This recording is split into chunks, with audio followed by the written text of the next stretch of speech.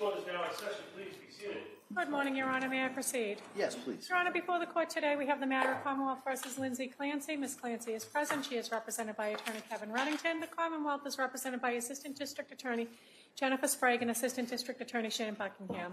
Well, good morning, everyone. Good morning, counsel. Good morning. Good morning, Ms. Clancy. All right. The parties ready for the jury? Yes. All right. I'll bring them in.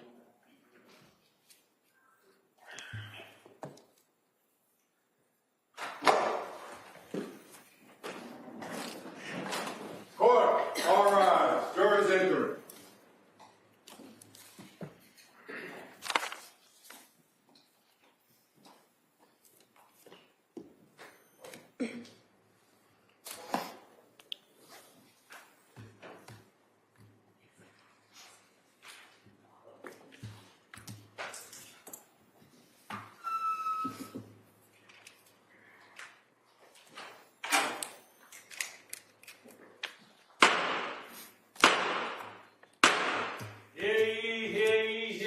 All persons having anything to do before the Honorable William Sullivan, Justice of the Superior Court, now sitting in Plymouth within the floor of the Commonwealth. Draw near, give your attendance, and you shall be heard.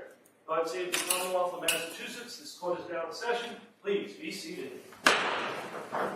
Good morning, Your Honor. May I proceed? Yes, please. Your Honor, before the court today, we have the continuation of the jury trial in the matter of Commonwealth versus Lindsay Clancy. Ms. Clancy is present. She is represented by Attorney Kevin Reddington. The Commonwealth is represented by Assistant District Attorney Jennifer Sprague and Assistant District Attorney Shannon Buckingham. All right. Thank you, Madam Clerk. Well, good morning, everyone. All right. Well, you know how we're going to start this? I'm going to ask you those questions. And just in case you're wondering, does this podium up here mean that I'm going to talk to you for quite a while this morning? It does. All right. So first, let me ask you the questions. Has any member of the jury read, seen, heard, or overheard anything from any source about any aspect of this case that would affect your ability to be a fair and impartial juror? All right. Secondly, is there any other matter or concern bearing on your service as a juror in this case that anybody needs to bring to my attention at this time? All right. Again, as I've said for weeks now, thank you for following those instructions. And so where we are now in the process is, I just want to explain a little bit to you. We're going to do what we call the arguments in charge. All right. And that just means I'm going to give the charge as my instructions. All right. I'm going to instruct you on the law that you are to apply in this case to the facts that you're going to find. And then the argument part is we're going to hear the closing arguments from the attorneys. And the way we do it, the way I do it is I kind of split it up. So I'm going to give you first half of my instructions. We'll talk a little bit about the specific charges in this case. And then after the closing arguments, I'll come back and give you some more general instructions about how you, the burdens of proof and how you are to go forward and do your deliberations and handle the deliberations. All right. So they take a while. All right. And they can be, well, they can't, I was going to say rather dry, but they are dry. And so what the parties and myself have agreed to do is I'm going to print out, we printed out the instructions that I'm going to read to you. So you'll have those with you, all right, as we go through this morning. And so some people find that helpful to read along and comprehend. Some people don't. So if it's distraction, you don't have to read it. But some people find it helpful, so we thought we'd do that. You also should know that you'll have these instructions. You can bring these with you in the deliberations.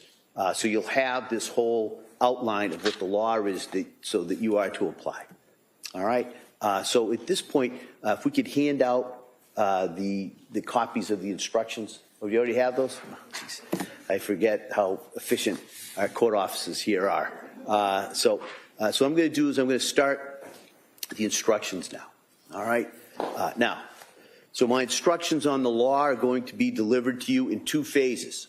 As I said, first, I'm going to instruct you on the specific indictments that have been brought against Ms. Clancy.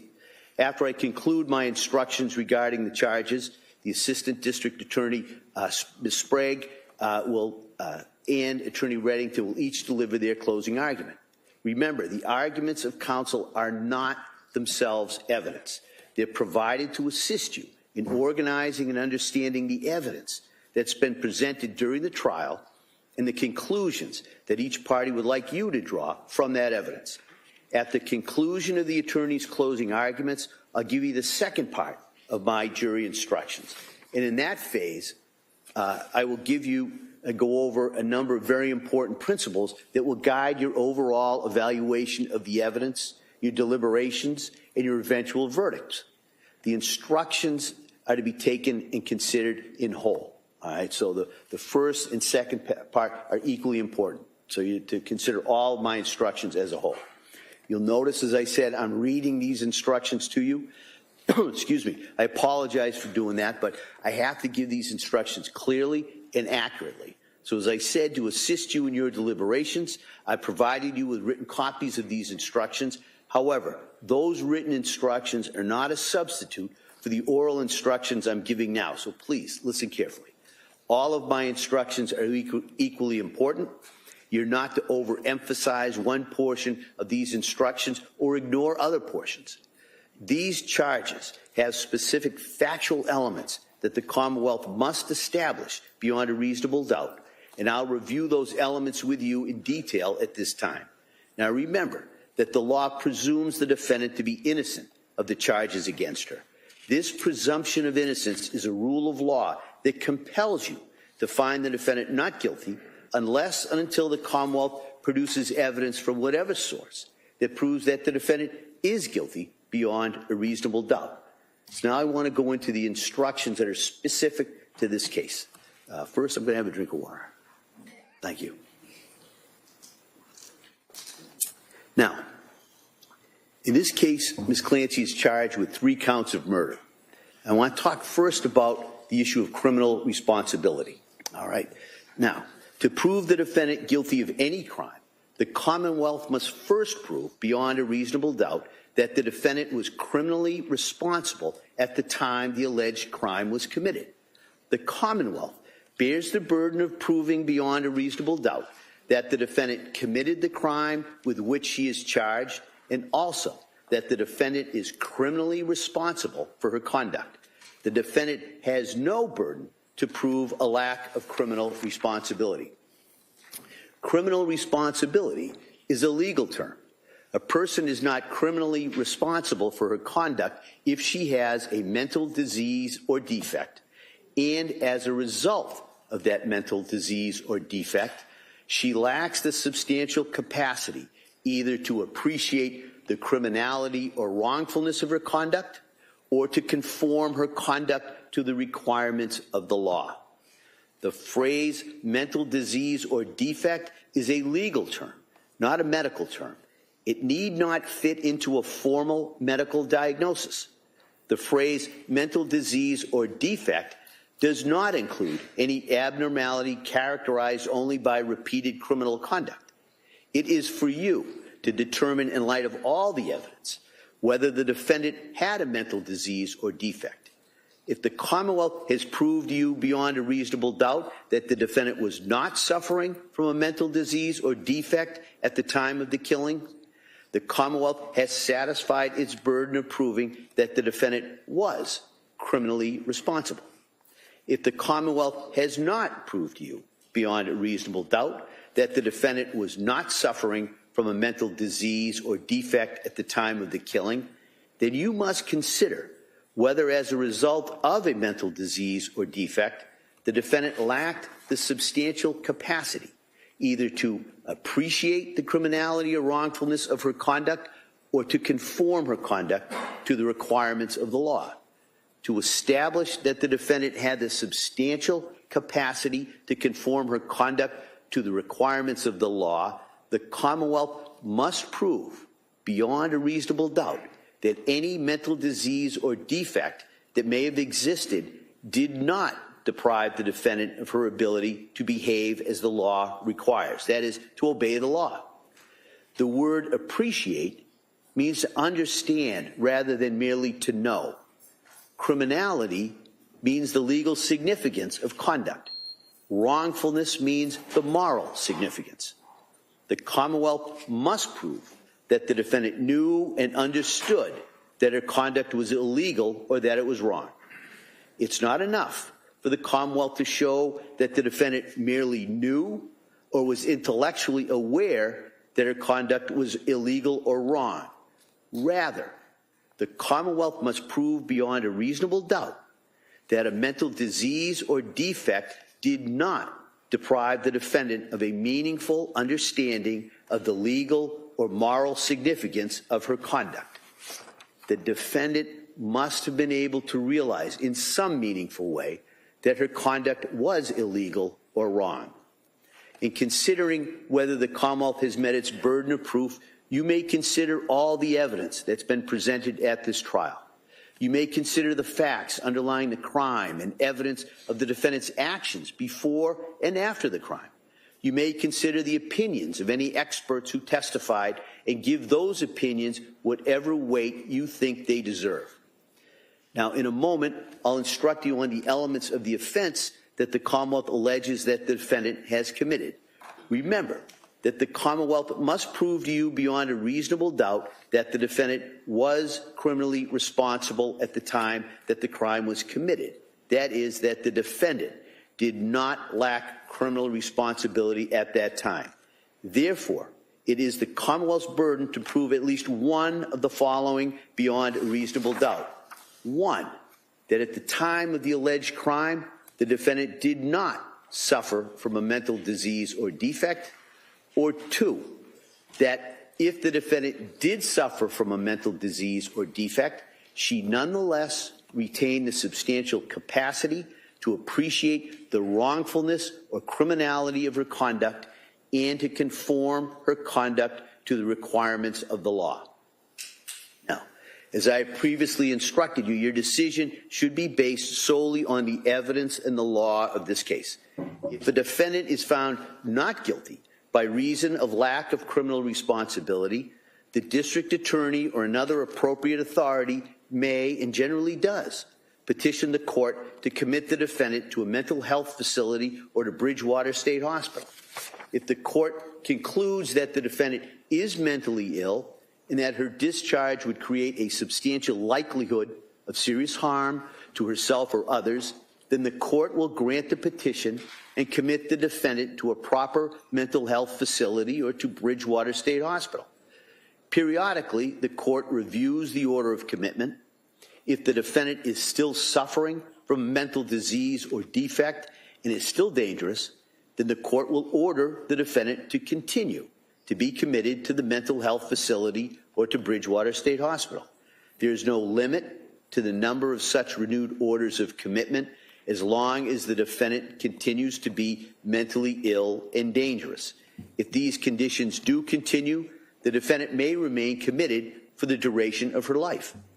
If at some point the defendant is no longer mentally ill and dangerous, the court will order her discharged from the mental health facility or from Bridgewater State Hospital after a hearing. The district attorney must be notified of any hearing concerning whether the person may be released, and the district attorney may be heard at any such hearing. However, the final decision on whether to recommit or release the defendant is always made by the court. Now, I'm going to go over at this point the specific elements of the charges against Ms. Clancy. So I want to talk first about murder in the first degree. The defendant is charged with 3 separate indictments charging murder, 1 count each relating to Cora Clancy, Dawson Clancy, and Callan Clancy. The instructions I'm going to give now apply to each separate indictment relating to each child. There are 2 different degrees of murder. There's murder in the first degree and there's murder in the second degree. If you find the defendant guilty of murder, you shall decide the degree of murder.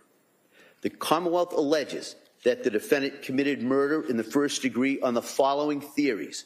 First, that it was murder with deliberate premeditation, and then second, and or it was murder with extreme atrocity or cruelty. To find the defendant guilty on any of these theories of murder, you must be unanimous. That is, all of the deliberating jurors must agree that the Commonwealth has met its burden of proving every required element of that theory beyond a reasonable doubt. You should check the appropriate box or boxes on the verdict slip as to each theory of which you agree unanimously. And I'll go over a little bit later the verdict slip and how that is going to be handled. Now, so if you're unable to agree unanimously that the Commonwealth has met its burden to prove beyond a reasonable doubt either of these theories of first-degree murder, you shall consider whether the Commonwealth has proved the defendant guilty beyond a reasonable doubt of murder in the second degree. So I'm going to begin by instructing you on the elements and the additional requirements of proof for each of these theories of murder in the first degree. And then I'll instruct you on murder in the second degree. All right. So number one, I'll first define the elements of murder in the first degree with deliberate premeditation. To prove the defendant guilty of murder in the first degree with deliberate premeditation, the Commonwealth must prove beyond a reasonable doubt the following elements. 1, the defendant caused the death of Cora Clancy, Dawson Clancy, and or Callan Clancy. 2, the defendant intended to kill Cora Clancy, Dawson Clancy, and or Callan Clancy. That is, the defendant consciously and purposefully intended to cause Cora Clancy's, Dawson Clancy's, and or Callan Clancy's death. And 3, that the defendant committed the killing with deliberate premeditation. That is, she decided to kill after a period of reflection. I'll now discuss each of these requirements in more detail. The first element is that the defendant caused the death of Cora, Dawson, and or Callan Clancy. A defendant's act is the cause of death, where the act in a natural and continuous sequence results in death, and without which death would not have occurred. The second element is that the defendant intended to kill Cora Clancy, Dawson Clancy, and or Callan Clancy. That is, the defendant consciously and purposefully intended to cause the death. The third element is that the defendant committed the killing with deliberate premeditation. That is, she decided to kill after a period of reflection. Deliberate premeditation does not require any particular length of time of reflection. A decision to kill may be formed over a period of days, hours, or even seconds. The key is the sequence of the thought process. And it would be first, the consideration whether to kill, second, the decision to kill, and third, the killing arising from that decision. There is no deliberate premeditation where the action is taken so quickly that a defendant takes no time to reflect on the action and then to decide to do it. In deciding whether the defendant intended to kill the deceased and whether she formed that intent with deliberate premeditation, you may consider any credible evidence that the defendant suffered from a mental impairment or was affected by her consumption of prescription drugs. A defendant may form the required intent and act with deliberate premeditation even if she suffered from a mental impairment or consumed prescription drugs, but you may consider that evidence. Now, I want to talk about the second theory of first-degree murder, which is murder with extreme atrocity or cruelty. Now, you shall consider this theory of murder in the first degree regardless of whether or not you find that the Commonwealth has proved murder in the first degree with deliberate premeditation, which I just discussed. To prove the defendant guilty of murder with extreme atrocity or cruelty, the Commonwealth must prove the following elements beyond a reasonable doubt. 1, that the defendant caused the death of Cora Clancy, Dawson Clancy, and or Callan Clancy.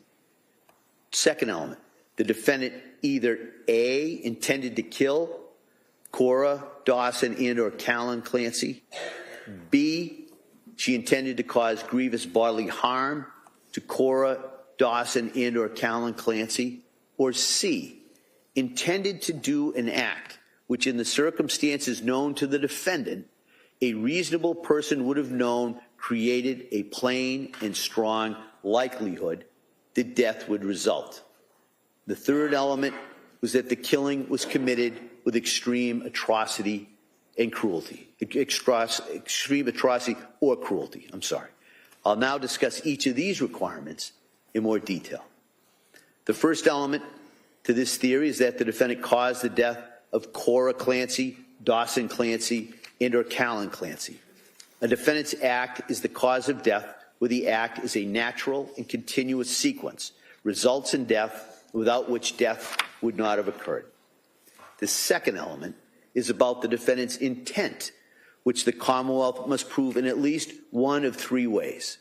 These are that the defendant, A, intended to kill Cora, Dawson, and/or Callan Clancy, or B, intended to cause grievous bodily harm to Cora, Dawson, and/or Callan Clancy, or C, intended to do an act which in the circumstances known to the defendant, a reasonable person would have known created a plain and strong likelihood that death would result.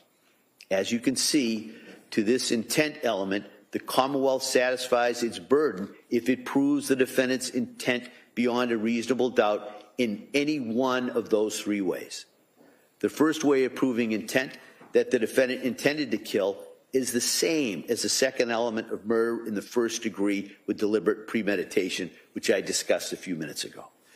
The second and third ways of proving intent are different from any element of murder in the first degree with deliberate premeditation. So, the second way is that the defendant intended to cause grievous bodily harm to Cora, Dawson, and/or Callan Clancy. Grievous bodily harm means severe injury to the body. The third way to prove this is that the defendant intended to do an act which in the circumstances known to the defendant, a reasonable person would have known created a plain and strong likelihood that death would result. Let me help you to understand how to analyze this third way of proving the defendant's intent. You must first determine whether the defendant intended to perform the act that caused the death. So if you find that the defendant intended to perform the act, then you must determine what the defendant herself actually knew about the relevant circumstances at the time she acted. Then you must determine whether under the circumstances known to the defendant, a reasonable person would have known that the act created a plain and strong likelihood that death would result. In deciding whether the defendant intended to kill, intended to cause grievous bodily harm, or intended to do an act which in the circumstances known to the defendant, a reasonable person would have known created a plain and strong likelihood that death would result, you may consider any credible evidence that the defendant suffered from mental impairment or was affected by her consumption of prescription drugs. A defendant may have the requisite intent even if she suffered from a mental impairment or consumed drugs, but you may consider such evidence in determining whether the Commonwealth has proved this element. Now, the third element in this theory is that the killing was committed with extreme atrocity or cruelty. Extreme atrocity means an act that is extremely wicked or brutal, appalling, horrifying, or utterly revolting. Extreme cruelty means that the defendant caused the person's death by a method that surpassed the cruelty inherent in the taking of a human life. You must determine whether the method or means of killing is so shocking as to amount to murder with extreme atrocity or cruelty. The inquiry focuses on the defendant's actions in terms of the manner and means of inflicting death and on the resulting effect on the deceased. In deciding whether the Commonwealth has proved beyond a reasonable doubt that the defendant caused the death with extreme atrocity or cruelty, you must consider the following factors. 1, whether the defendant was indifferent to or took pleasure in the suffering of the deceased. 2, whether the defendant's method or means of killing was reasonably likely to substantially increase or prolong the conscious suffering of the deceased. Or 3, whether the means used by the defendant were excessive and out of proportion to what would be needed to kill a person. In considering whether the means used by the defendant were excessive and out of proportion to what would be needed to kill a person, you may consider A, the extent of the injuries to the deceased, B, the number of blows delivered. C, the manner, degree, and severity of the force used. And D, the nature of the weapon, instrument, or method used. You cannot make a finding of extreme atrocity or cruelty unless it is based on one or more of the factors that I just listed. You may consider the defendant's mental condition at the time of the killing, including any credible evidence of mental impairment or the effect on the defendant of her consumption of prescription drugs in determining whether the Commonwealth has proved beyond a reasonable doubt that the defendant committed the killings with extreme atrocity or cruelty. A defendant may have committed the killing with extreme atrocity or cruelty even if she suffered from a mental impairment or consumed prescription drugs, but you may consider such evidence in determining whether the Commonwealth has proved this element. Now I want to talk about murder in the second degree. In order to prove murder in the second degree, the Commonwealth must prove the following elements.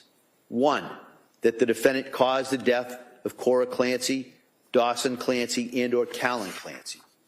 2, that the defendant A, intended to kill Cora Clancy, Dawson Clancy, and or Callan Clancy, or B, intended to cause grievous bodily harm to Cora Clancy, Dawson Clancy, and or Callan Clancy, or C, intended to do an act which in the circumstances known to the defendant, a reasonable person would have known created a plain and strong likelihood that death would result.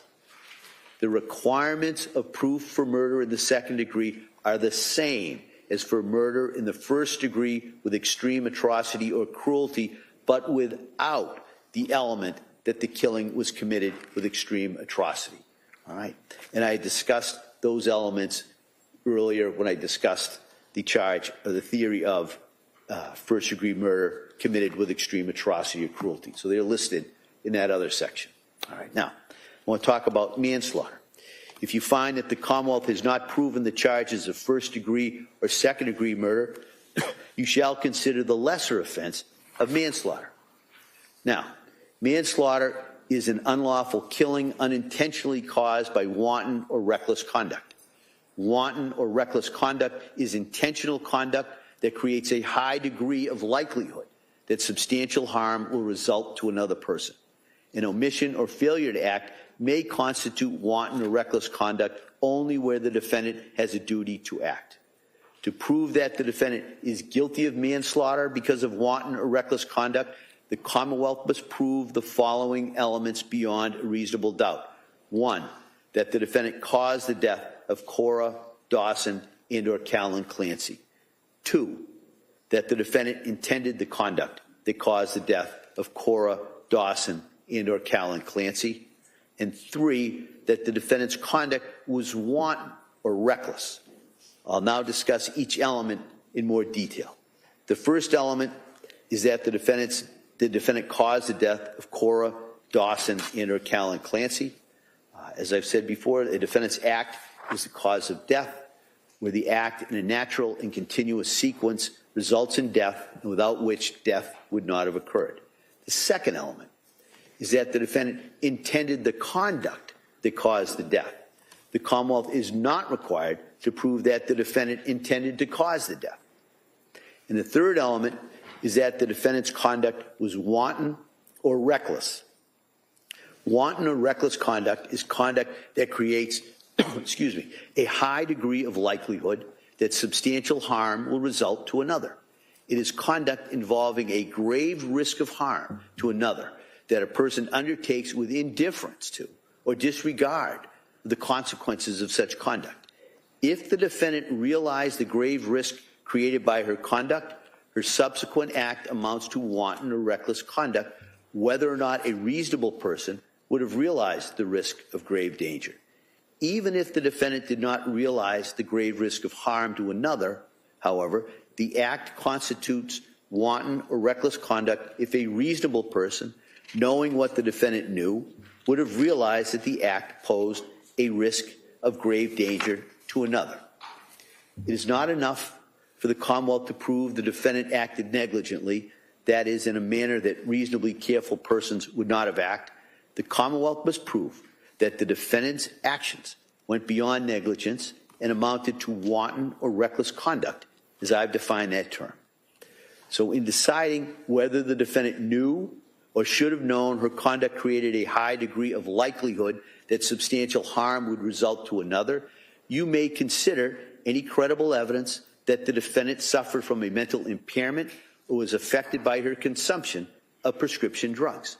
A defendant may have the requisite knowledge even if she suffered from a mental impairment or consumed prescription drugs, but you may consider such evidence in determining whether the Commonwealth has proved this element. All right. So that's my instructions on the specific elements of the charges in this case. So at this point, I'm going to ask the attorneys to deliver their closing arguments. I just want to remind you, as important as they are, the closing arguments are not evidence. All right, and I'll go over that a little bit later, but I just wanted to remind you of that. And so after we go through the closing arguments, I'll come back and give you the balance of my instructions on the law. All right, and so, counsel?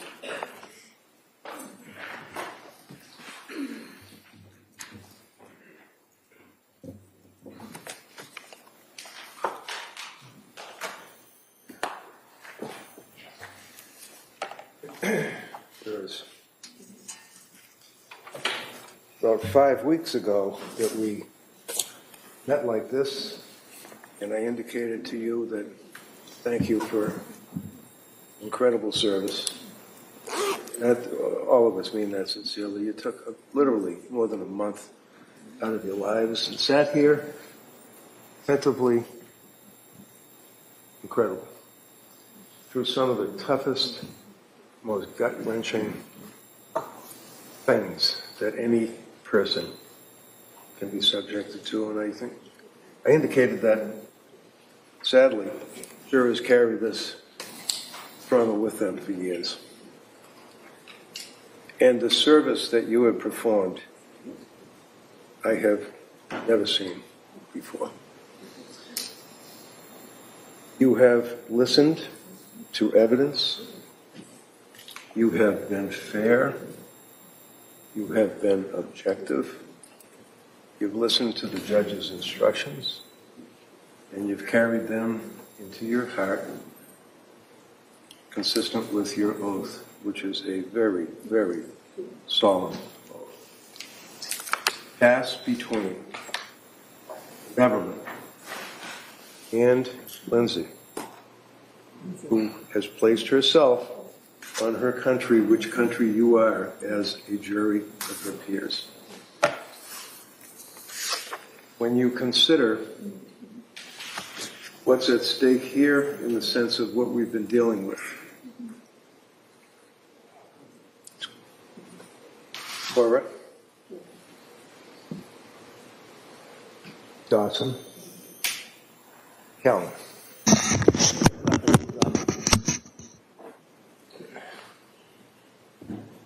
She knows loss.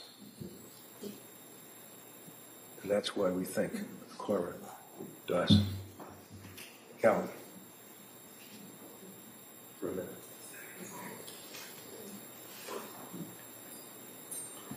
They are the victims of this case. They are the victims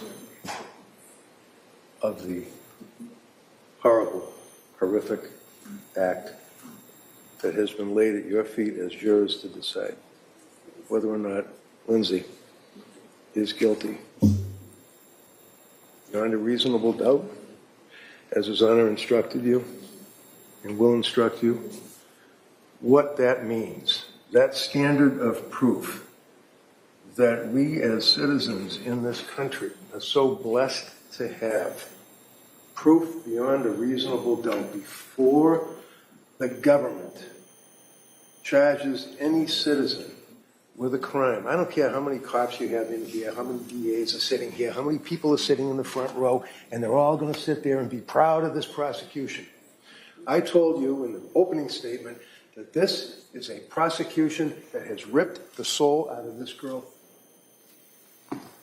This is what they had. This is their family.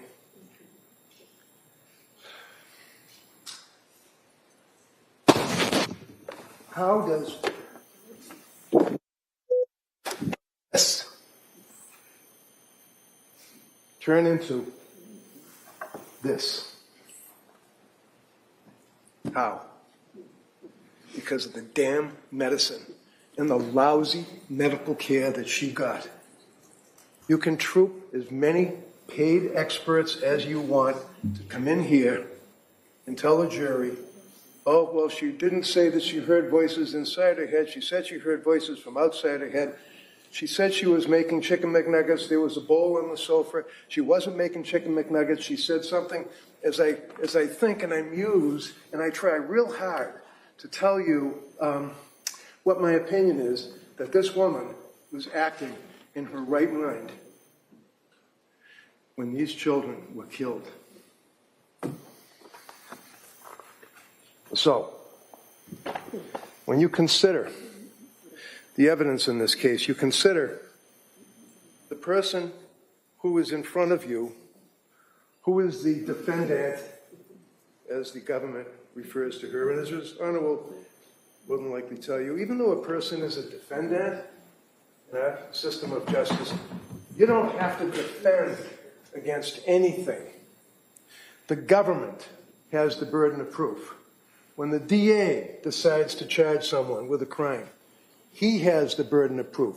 His assistants have the burden of proof to prove, number one, that Lindsay is guilty of this offense beyond a reasonable doubt, and then prove, number two, that Lindsay, at the time,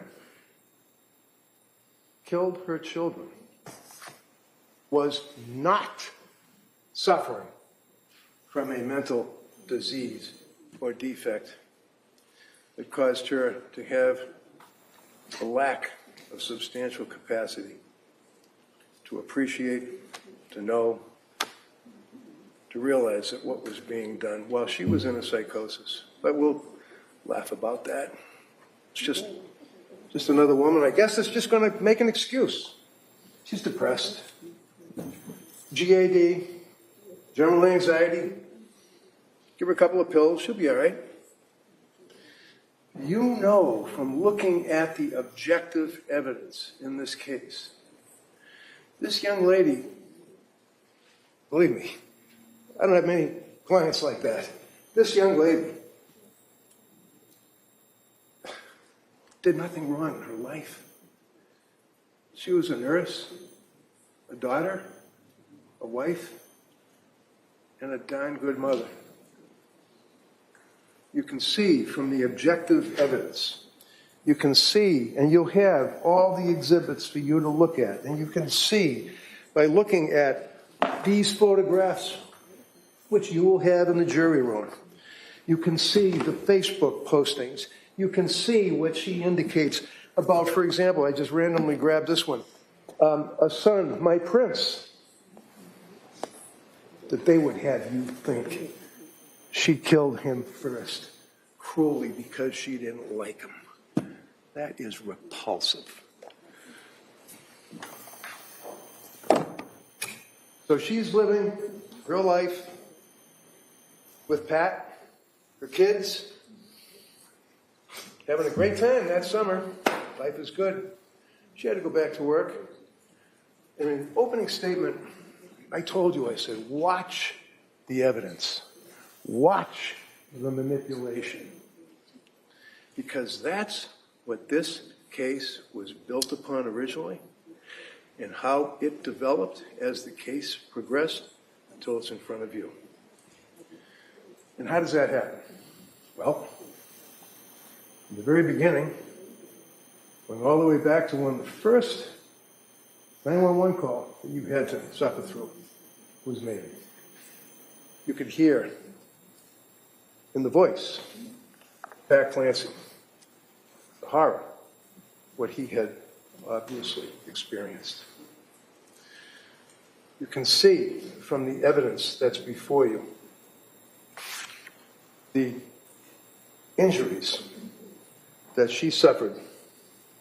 You will have in the jury room the exhibits that indicated the extent of the injuries from, I don't have to go through all of them, the extent of the injuries to slitting her throat, to slashing her wrists,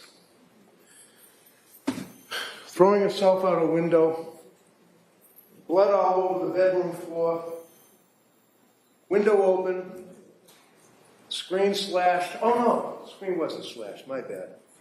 That's what she thought. It's called a delusion. She was in a psychosis when she thought that. Probably right here, sitting here, believes that she slashed the screen. She didn't. It's objective evidence. And why did we spend almost a week showing you the extent and the severity of that suicide attempt? The reason that we had to do that is because they were arguing that it was a fake suicide. Dinky little cuts, no bleeding. She didn't mean to kill herself. She's just going to throw herself out the window, I guess, and slide down the house. Remember that one? Hanging off of the window. Sliding down the house, and Lindsay screwed up. And she hurt herself bad. You know that's not what happened. You know that she made, the testimony of Dr. Velkovich, that she made a very, very significant suicide effort, slashing her wrist, slitting her throat. And isn't it interesting when you consider objective evidence? Googling slitting a throat. Googling suicide. Googling drugs. Googling side effects. Googling ketamine treatments. Googling all of these drugs. Googling the effects of Tufts medications.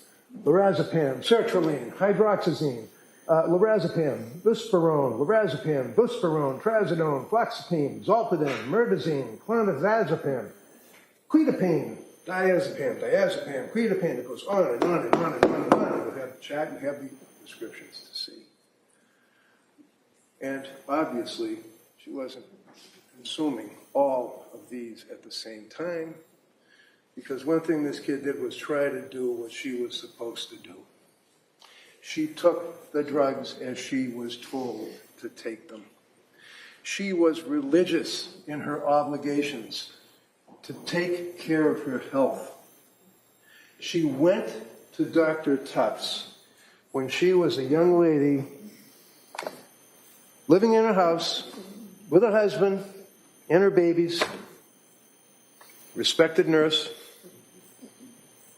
wife, friend, mother. Should have kept drinking, huh? That was a big deal, wasn't it? Remember that? We're just going to assassinate this young lady in every which way we can.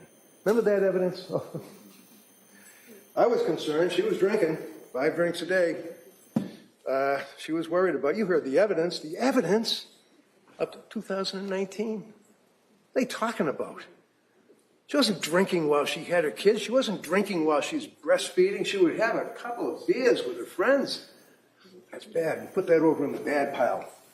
Right here.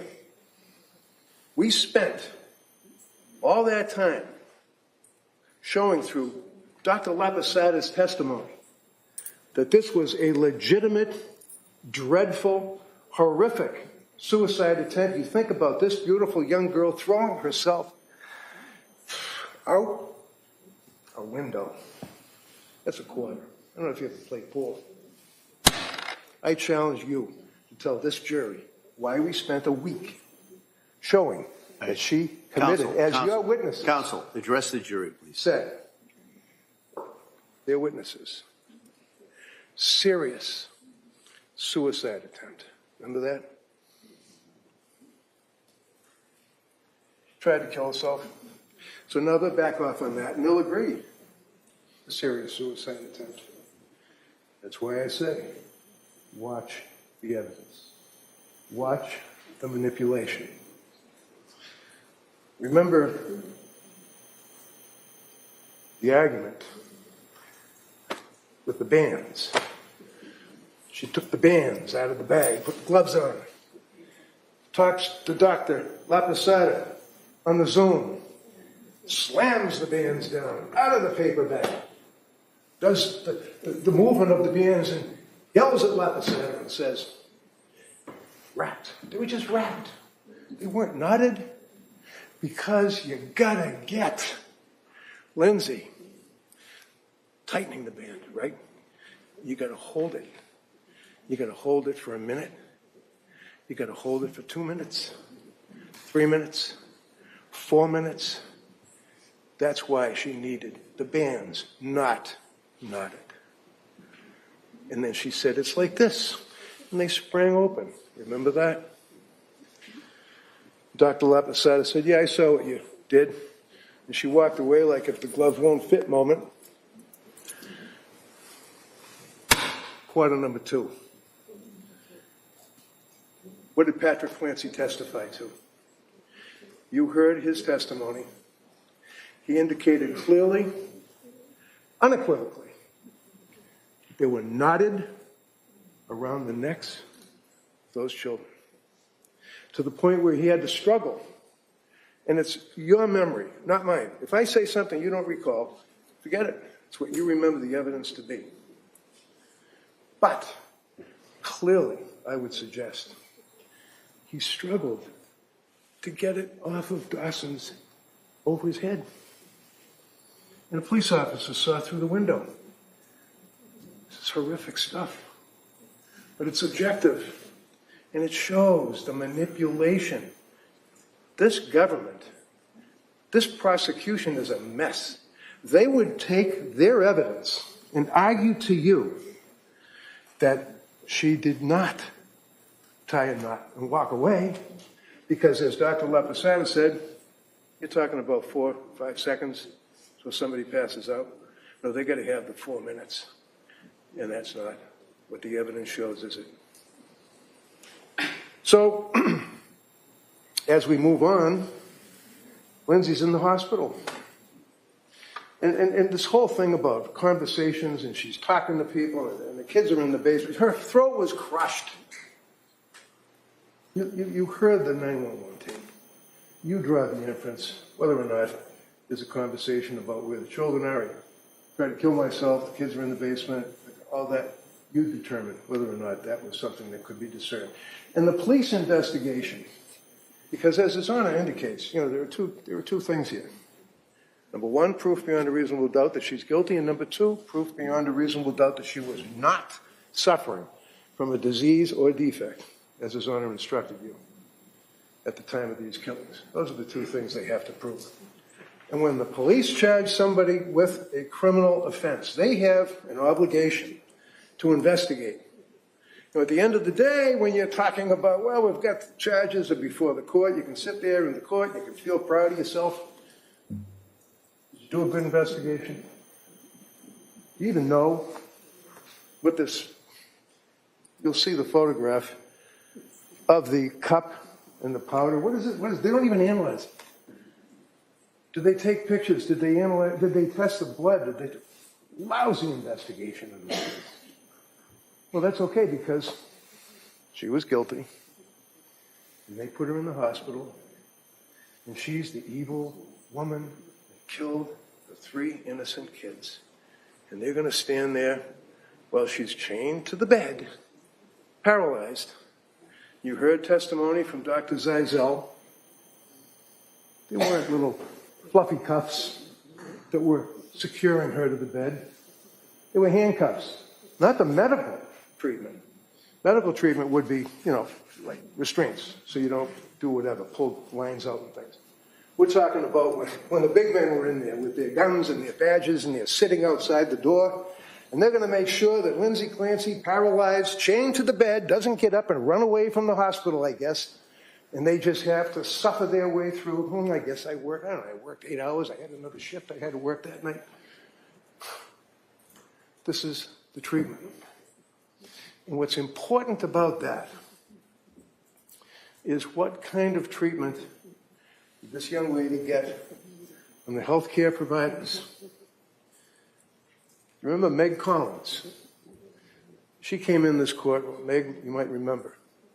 Tall woman, short blonde hair, squared away. Unbelievable. Unbelievable.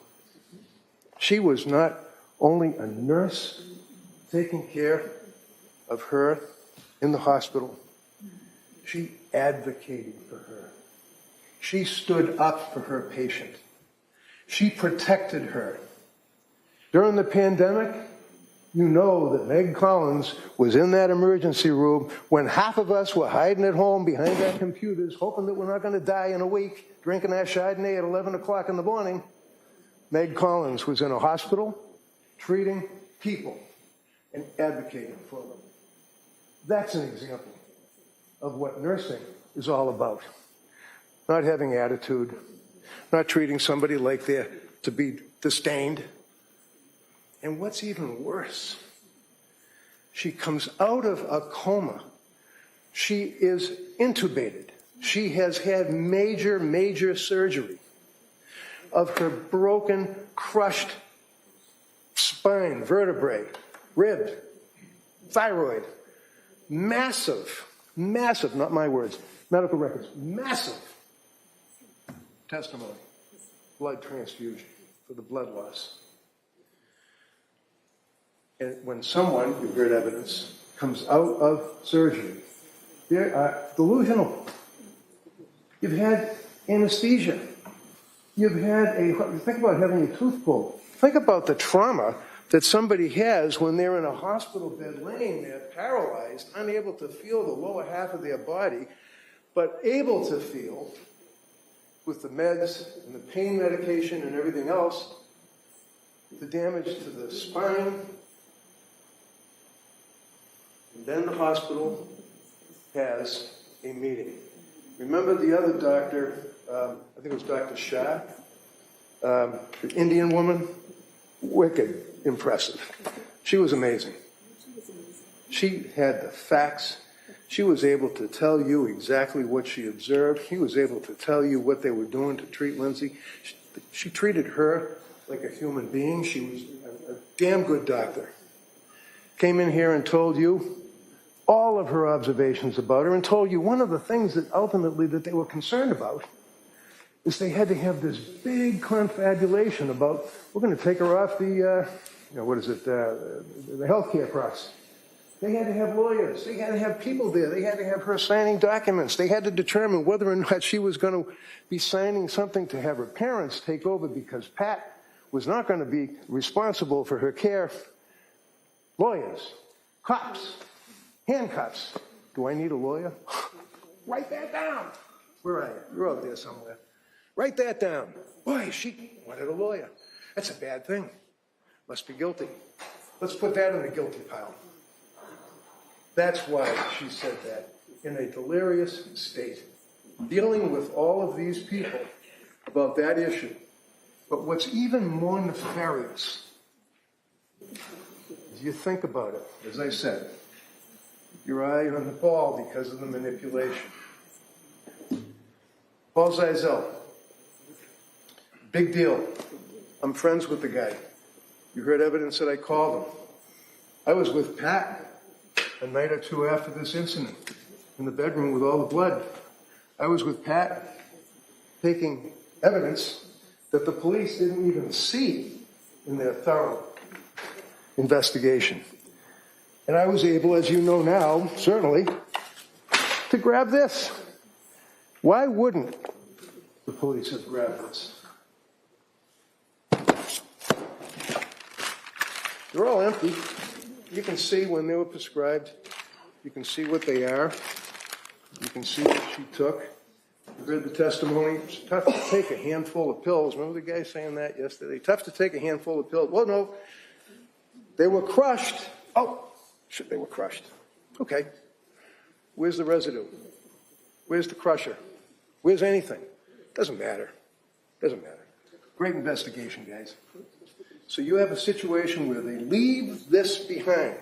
They don't even look at it. One of them, and again, your memory, not mine, one of them testifies, well, they might have looked at it and saw it and just didn't seize it. Seriously? They go down to the kitchen, they seized every pill bottle that was in the cabinet, along with the books.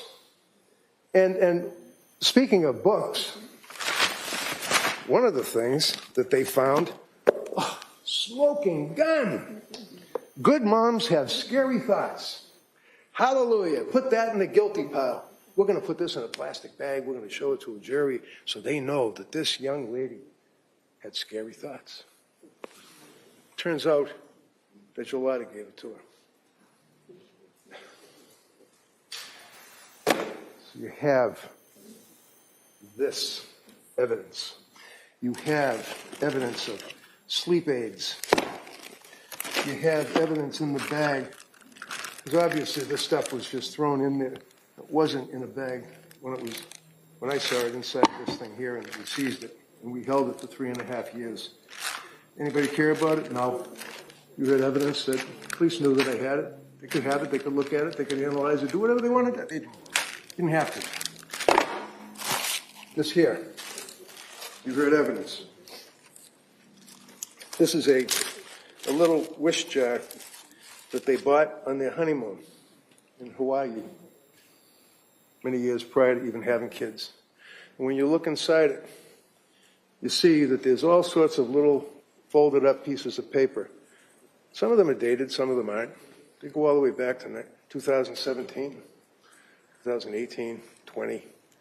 And they reference her wishes to have healthy kids, her wishes for her kids to be successful, her wishes to have a good birth.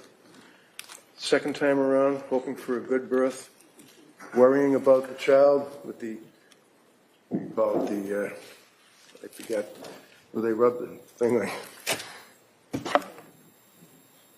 This woman lived for her kids until she had the pleasure running into Dr. Tufts of her 2 months experience. And after she ran into Dr. Tufts, it was not a wonderful life anymore. And what did Dr. Tufts do? And everybody laughs at me. I said the television. Okay, I know it's a telemedical thing on your telephone or on a Zoom. Take more pills. You have the medical records. You heard the testimony. You know her concerns. You know her fears. Does this seem like a young lady that didn't care and wanted to score more drugs off somebody? That's another repulsive allegation. I think the evidence is pretty clear. There's no basis for that at all. She was scared.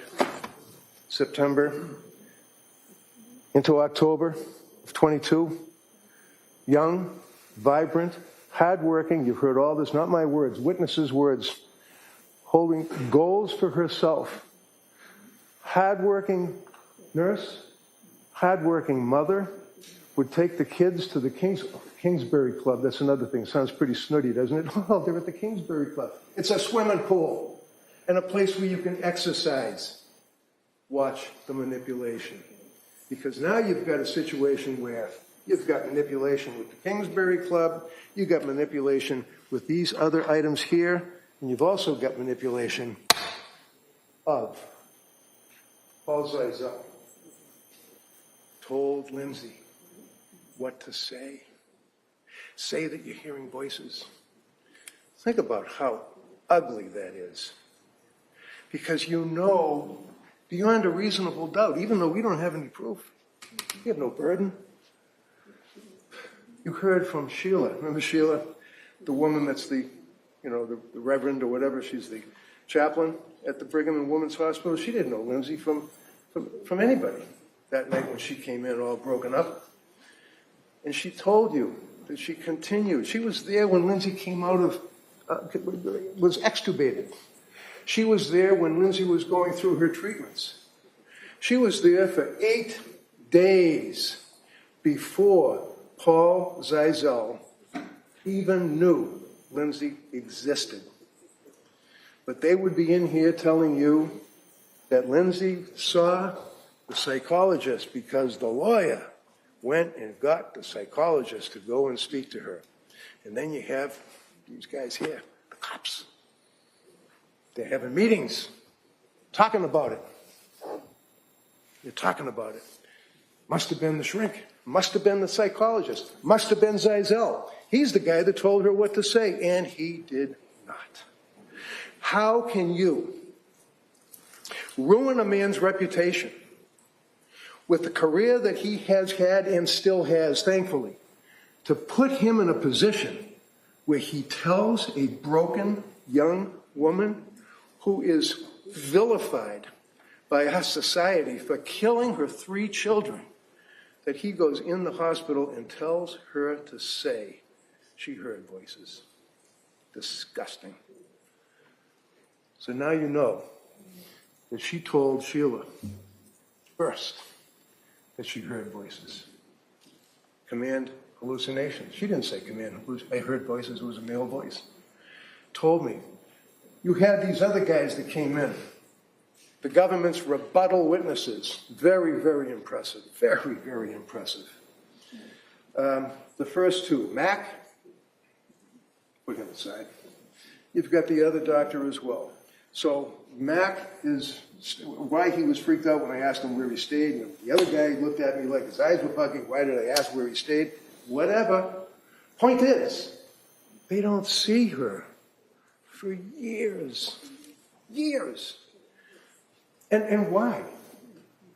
The other guy, Halburn, I think it was Halburn, he had to wait until maybe it was the last man, I forget. They had to process his payment from the DA's office through the school. Who cares?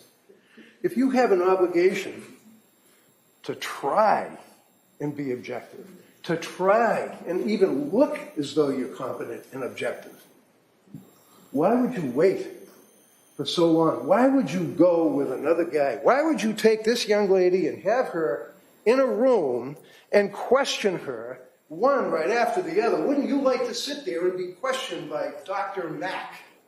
Boy, that'd be an experience. For 3 hours, 4 hours. And the other guy is going to pepper his questions at her as well between that period. And the next day, she can take tests. And then go back at it again with Mack and with Halbrun. And she was cooperative. She was pleasant. She was friendly. She answered the questions, and she owned what she did. Huh?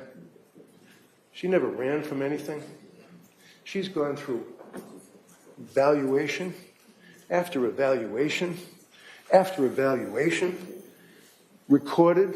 You'll have the video to look at as they're questioning her, as she's sitting there in her wheelchair, hour after hour after hour, 3 years after this incident, but that's okay. They're busy. Paul Zeisel was there, literally, in Brigham and Women's, because I called him. Because I was asked to represent this young lady who heard evidence. I saw her in the hospital. I saw her laying in the bed broken. I saw her laying in the bed practically dead. I reached out to Dr. Zeisel. And I asked him, please, can you talk to this woman? Concerned, as he testified, for her mental well-being. What kind of demons, what kind of horror was in her mind as she lay there paralyzed and hurting and medicated, swollen, tubes, cops, chains. He went and talked to her. Big deal. I asked him to go. You judge the credibility of a person. Did Paul Zeisel have the ring of truth when he told you that he's there out of humane feeling to try to help this young lady? And he's been by her side for 3.5 years. Same thing as Sheila. Why would Sheila, for all this time, visit with Lindsay as she testified at the Tewksbury Hospital? She's not getting paid. She's not a hired gun. She's not somebody that's coming in to say something at my request. She loves Lindsay.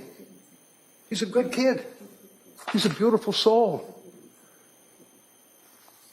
So you have Zeisel that has been with her all that time. You've got Sheila, who's been with her all that time. You've got evidence that her mom and dad, who lived in Connecticut, come up and they stay and they visit with her, and that they sit with her, and God forbid they actually sometimes had dinner. Remember that? They got the Tewksbury records. Boy, there's a good score. Let's go through the Tewksbury records and see what she's doing on the anniversary of the deaths. How about on their birthdays? Can you see them sitting there going through the medical records? Okay, doctor, what did she do then? She propelled herself down the hallway, met with her parents, laughed, had dinner, watched TV, talked on the telephone. God forbid. She's not curled up in the fetal position, wailing, self-flagellating constantly for 3.5 years. She's acting like a human being trying to exist. But they go through the records and they want to get those dates and use them against her. Manipulation. And then you consider we're 3 weeks away from a trial. The guy yesterday that's looking up to the heavens while he's testifying, Caesar, tells you that he wanted to establish a rapport. Can you imagine? You know that you're 3 weeks away from your murder trial, and you know that this is doctor number 3 who's been hired by the government to come in and evaluate you and testify against you, and he's going to establish a rapport. There is no rapport, but yet she was cooperative, she was friendly. Interestingly enough, just like the treating doctors don't talk to each other, they don't communicate with each other, they don't have access to medical records, she signs the HIPAA forms, they don't know what her records are, but they know for sure what Dr. Resnick had in his report, they know for sure what Dr. Zeisel had in his report, they know for sure what Meg Spinelli had in her report, and they incorporate that into their report. But then you have the MMPI and the other psychological tests that were administered to her on the second day of the Mac Heilbrunn team interviewing, interrogating, questioning her. She passes the MMPI. Testimony is presented. She answered the MMPI honestly. And they're pertaining to state of mind. They're pertaining to questions about what occurred. They're questioning this young lady as to what her state of mind was then, in the middle, and now. And she didn't lie. She didn't malinga. She didn't exaggerate, and more importantly, if anything, she minimizes. But she certainly was off the chart on the suicide scale. And then you have testimony from Dr. Resnick, Dr. Zeisel, Dr. Condon. And they were paid for their testimony. We're all paid. Like I said, not the jury so much, but the judge, myself, Chrissy, everybody gets paid. These doctors came in and testified. Phil Resnick, the man is something out of a scary movie. He has the world record of investigating, examining, and treating people in psychosis that kill their children, filicide. He has a world-renowned record for checking fakers to see if a person is malingering.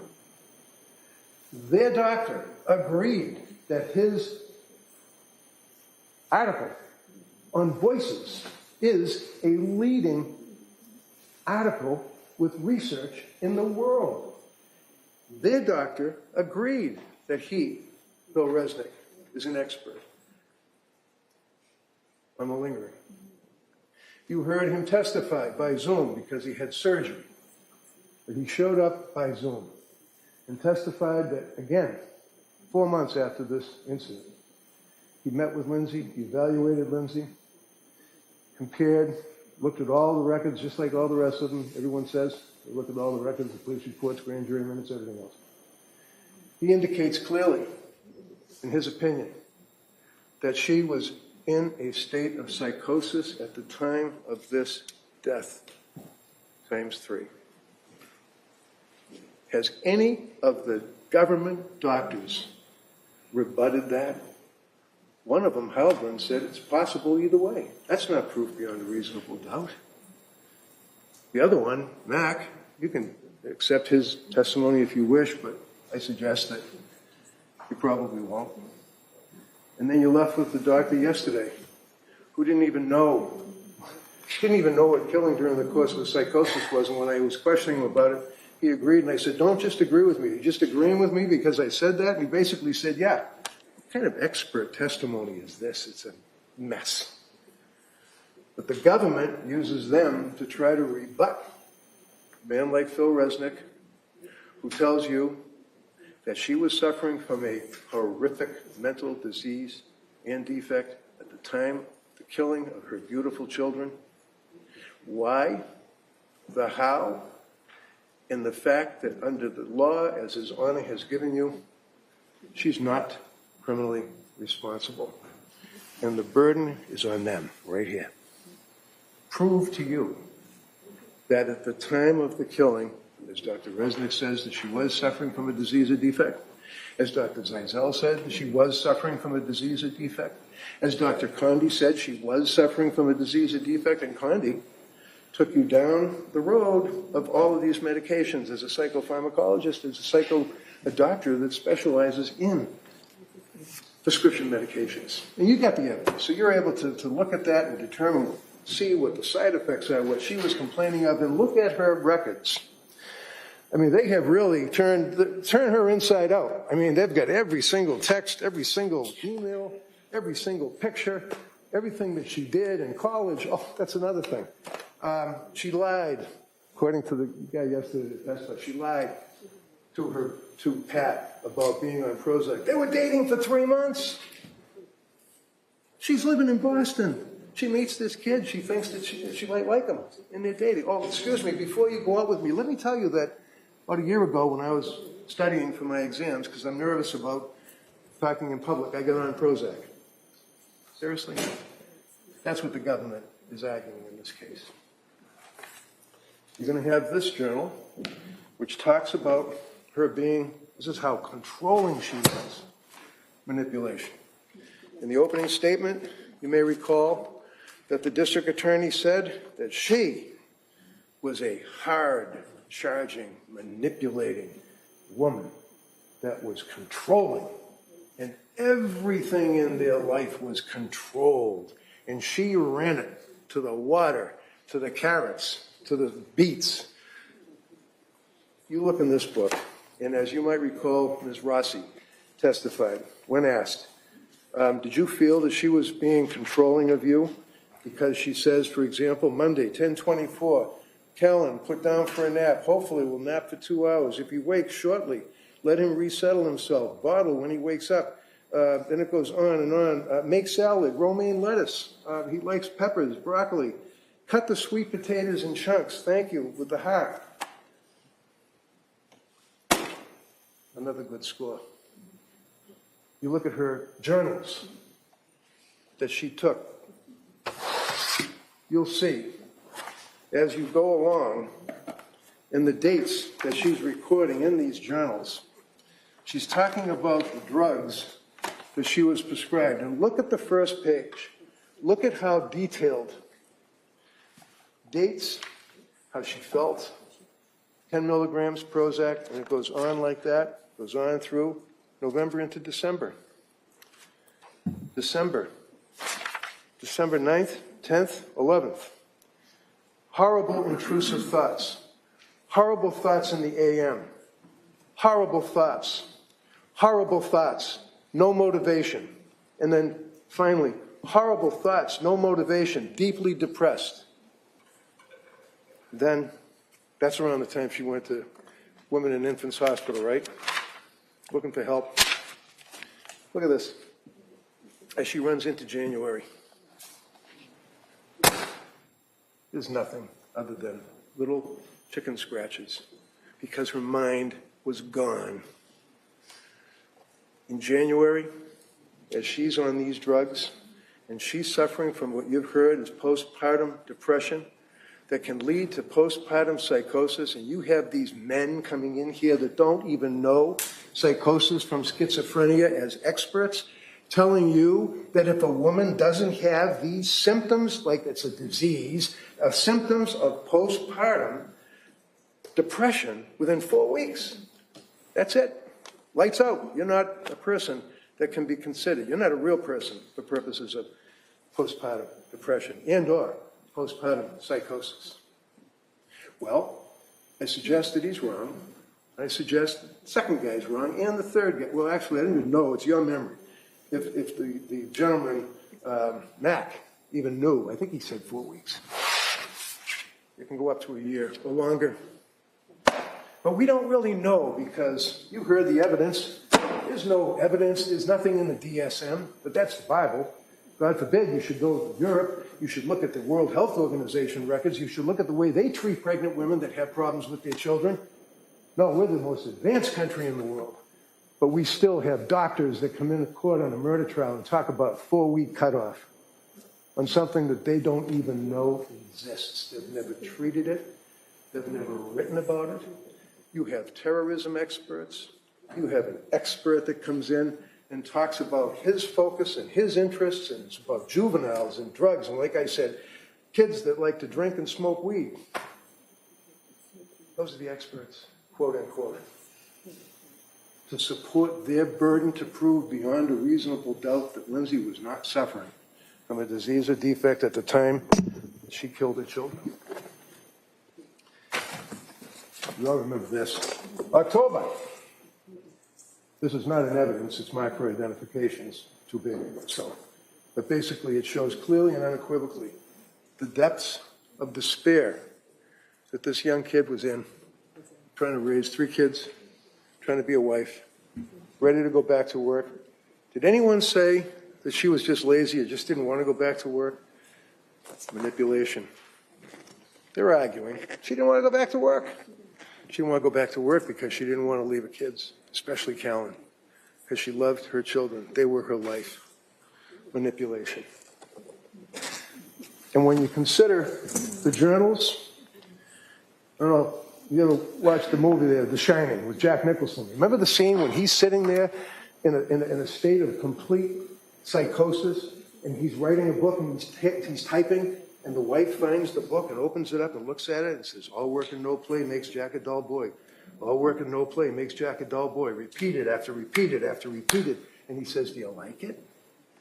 You look at the records of her Googling drugs. You look at how many times, how many hours of the night in the afternoon she's looking this stuff up, in between taking care of the family, in between all of the stuff that was going on with visiting doctors, seeing doctors, going to Rhode Island, being told, no, we can't help you, calling a suicide hotline, we can't help you, calling another suicide hotline, we can't help you. My God, what does she have to do?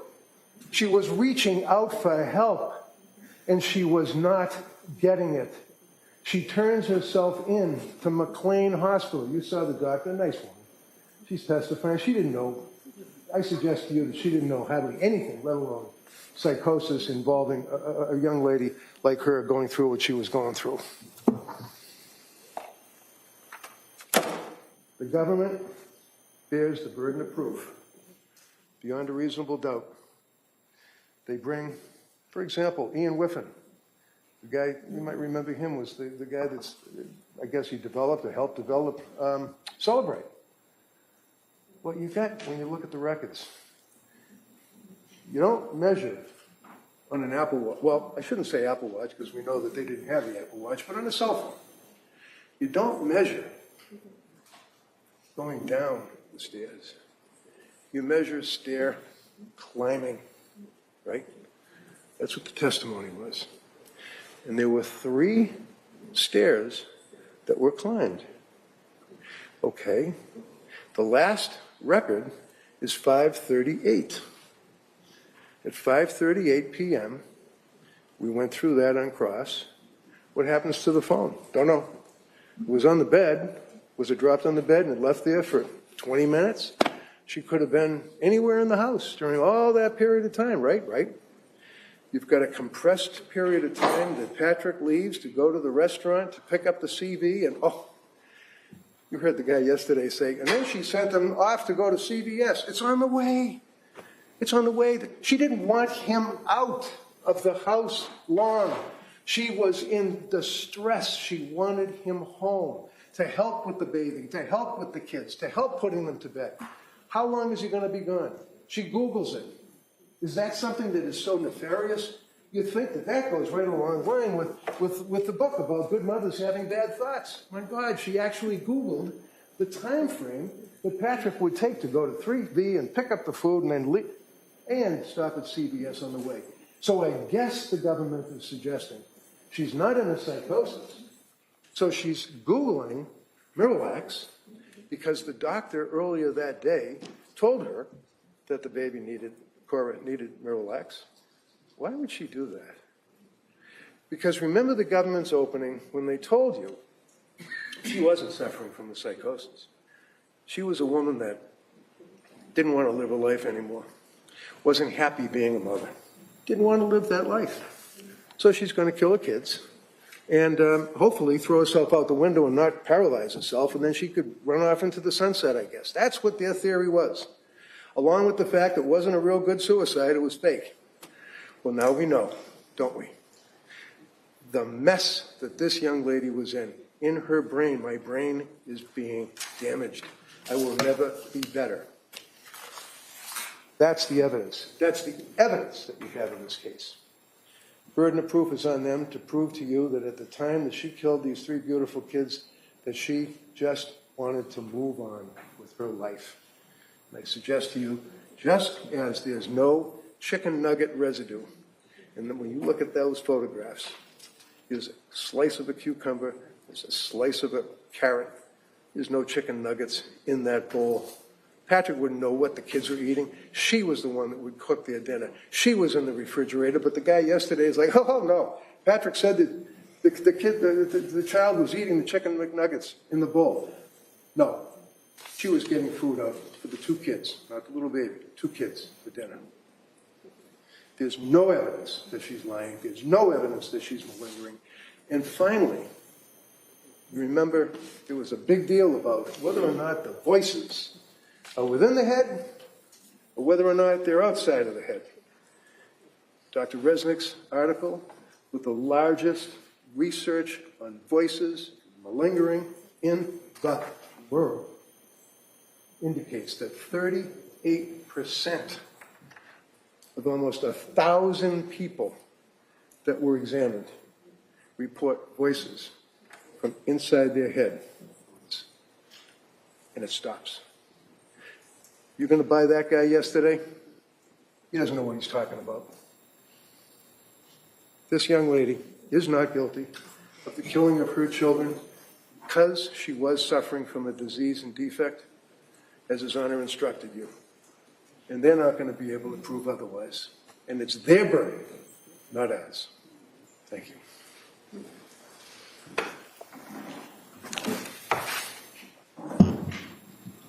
All right, Como.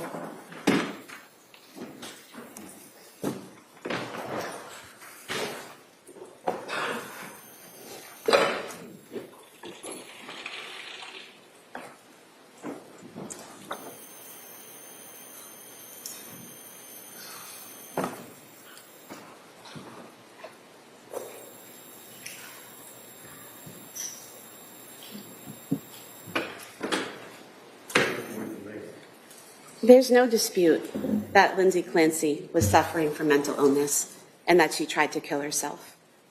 There's no dispute about that. All of the evidence that you've heard, even the experts that the Commonwealth put before you, say that she was suffering from mental illness and she tried to kill herself. That's not the issue in this trial. The issue is whether, at the time she killed Cora, Dawson, and Callan, she knew the difference between right and wrong, and whether she could conform her behavior to the requirements of the law. This case is not about our mental health system or how it treats women or what's in the DSM-5 and what's not. That's a distraction to get you angry and passionate about an important issue, but an issue that's not on trial here. What's on trial here, what the issue is here, is what Lindsay Clancy did the night of January 24th, 2023, and what her mental state was at the time. And you can use her psychological history and records, the treatment records, to look at both before and after she killed the kids, to look at how she got to that point, what her thought process was, what her motivation was. But it's not the system or the DSM or any of that that caused her to strangle her kids.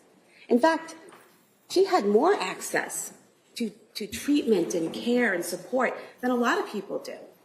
She had health insurance that covered multiple doctors, multiple specialty programs, treatment at South Shore, at Mass General, her stay at McLean. She had prescription coverage to cover the different trials she went through.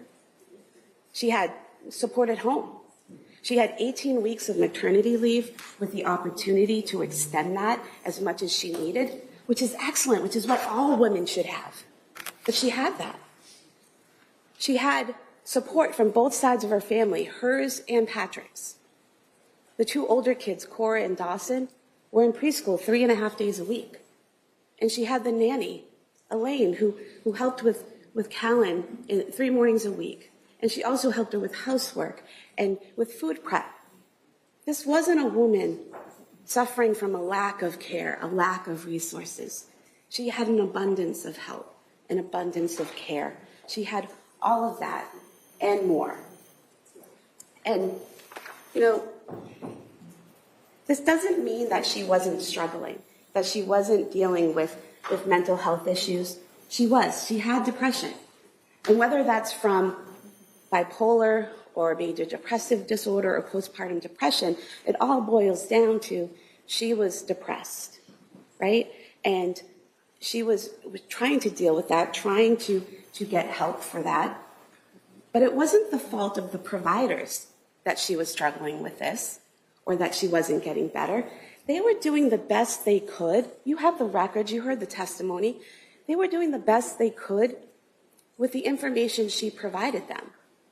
And that wasn't always accurate information. That wasn't always the full picture. And they were doing the best they could with her level of cooperation and compliance with the plan. Take her medications. You know from the records and from the pill bottles what she was prescribed and how she was supposed to take those medications. And you know from the pill bottles what she actually took. And sometimes those two things didn't align with what she told her providers, what she told Patrick, what she told her mother. You take the Zoloft, for example. The prescription was for 1 25 milligram pill a day for 7 days, and then to go up to the 50 milligrams after 7 days. She told Dr. Tufts that she took the pills as prescribed for 7 days, went up on the 8th day to 50 milligrams, and that's when she had the insomnia and the other side effects and symptoms. She told Patrick that she took the pills for 7 days and they had no effect, so she called Dr. Tufts, who then told her to increase the dose. Well, you know what she told Patrick is not accurate because the pill bottle says, take it for a week and then increase it. That was the plan from the beginning. That wasn't the result of a phone call to Dr. Tufts. And you know what she told Dr. Tufts isn't accurate either because only 7 pills were taken from the bottle. So that leaves you 2 options. Either she took the medication as prescribed, 1 pill a day for 7 days, and then didn't increase it, which she says is what caused the side effects and the insomnia, or what she did was not take it as prescribed. She didn't do it 7 days and ease into it and then increase it. She either missed a dose or increased it early before she was supposed to. Either scenario is not good. She knows as a nurse the importance of following the instructions of your medications. She knows how important it is to follow the plan and do what's on the bottle and do what your provider tells you and to give that accurate information to your provider. She didn't say, I went up a dose, went up to 50 too early. Maybe they could have adjusted that and tried the 25 milligram for longer and eased her into it. But no, she told her that she did what she was told and then went up and had these problems. So You can see that in a lot of the medications she has. You have the pill bottles that were turned in by Patrick, and a lot of them don't even have many pills missing from the bottles. Some of them have none. The Buspar prescription, the first one, there's only 2 pills missing. The second prescription, no pills missing. The Lamictal, she never took those pills at all until the night she tried to kill herself. So there's a lack of compliance there, a lack of follow-through, a lack of communication with her providers about what was happening with her and how she was taking the medications. And defense wants you to believe that this is a woman who's begging for help and willing to do anything and everything her providers tell her to do to get better. And she was asking for help. She was. She wanted help. She wanted to get better. But she wanted to get better on her own terms, doing things her way, the way she thought she should do them. And as a nurse, she knew that's not the right way to approach it. She knew that an accurate medical history, accurate information about your side effects and symptoms, what your thoughts are, that's important for your providers to know. And she didn't do it. And it seems that the reason that she's not necessarily fully compliant and she's doing what she wants to do is she has this desire to be herself again. She just wants to go back to who she was. And she wants it now.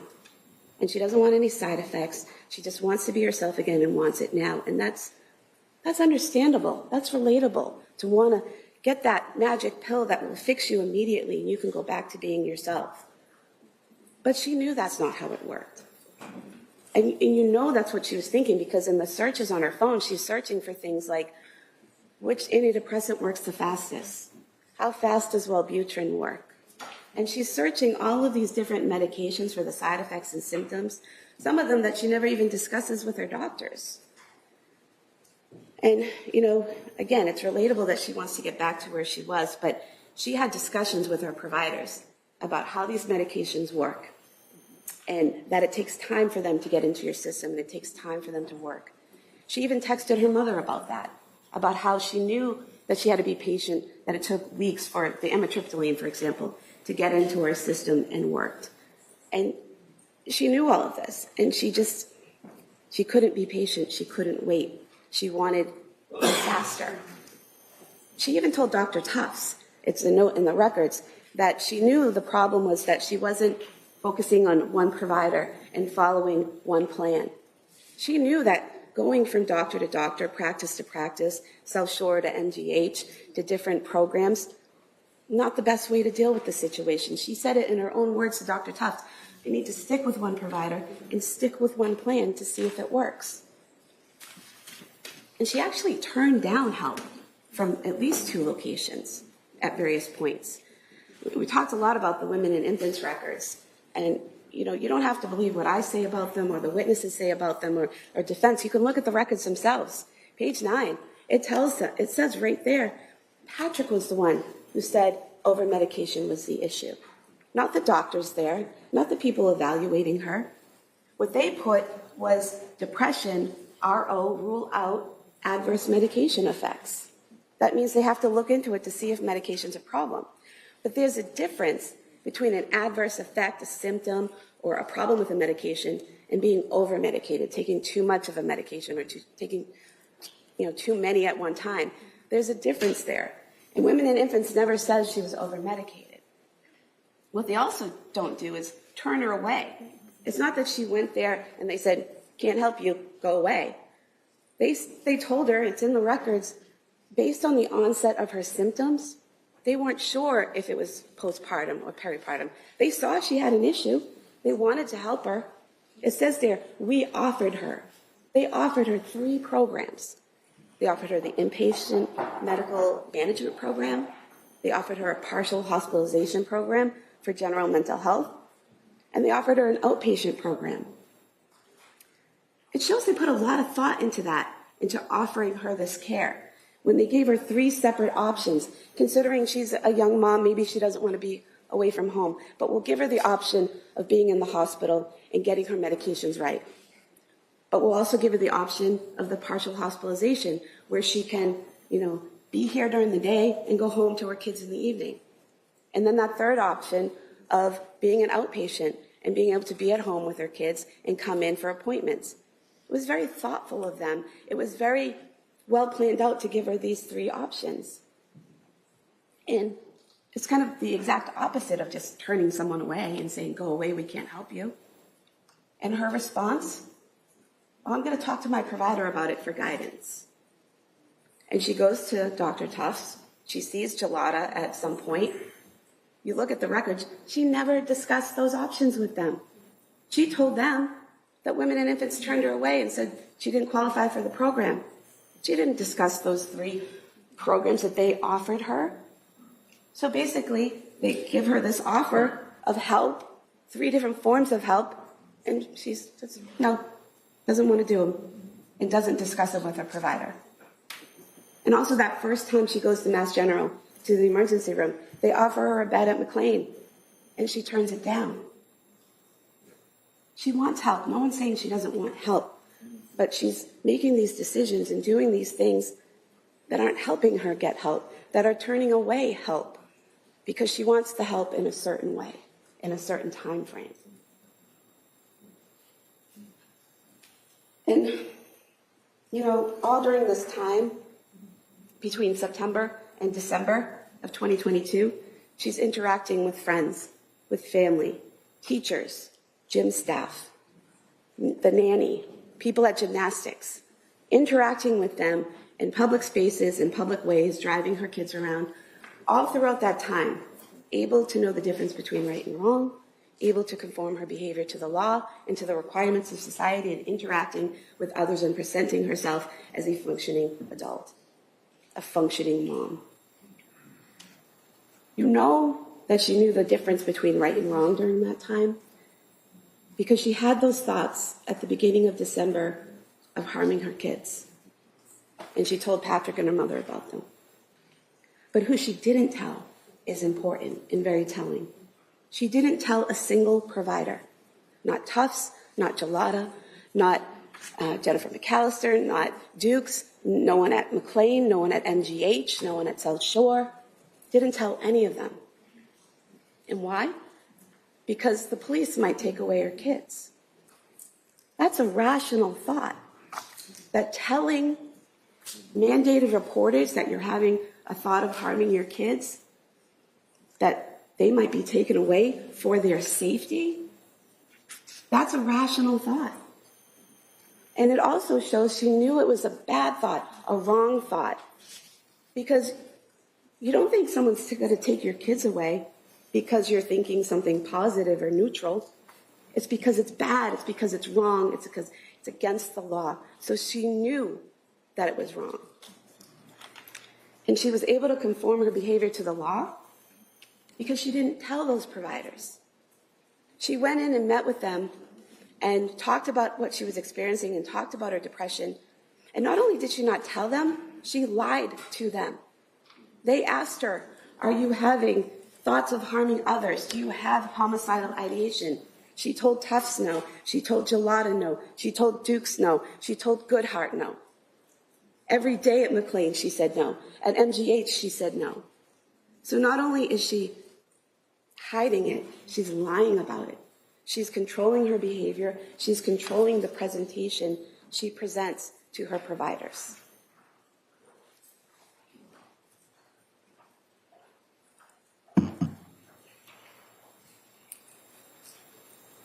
And then we get to her being admitted to McLean. You know, up to that point, all of the drugs she's taken from September through December, they weren't given at the same time. The most she ever had at one time was 2 to 3 medications. And usually if it was 3, that third medication was the Benadryl or the hydroxyzine that's like Benadryl, or the Ativan or Valium as needed for anxiety. But most of the time it was 2 medications. And the way they did those medications, you heard from Dr. Satoff, a man who's examined thousands of patients with psychosis, who's treated women with postpartum psychosis, who's treated women who have killed their children, that man who apparently has no expertise. You heard from him that the medication trials were reasonable and rational. She tried a medication, it didn't work, or they had side effects, they stopped the medication. They tried something else. they tried a different combination. And unfortunately, with mental health, there's no blood test or CAT scan or MRI that you can do that says, well, you have bipolar or you have schizophrenia. It unfortunately doesn't work like that. So what the providers have to do is rely on what the patient's telling them. Hope that information is accurate. Rely on what they're observing about the patient and make a diagnosis. And then based on that diagnosis, have a treatment plan. And every patient reacts differently to medication. One patient could do fine on it, the next not. So they have to do that trial and error process, and it's normal, it's typical, it's reasonable. And that's what they did for her.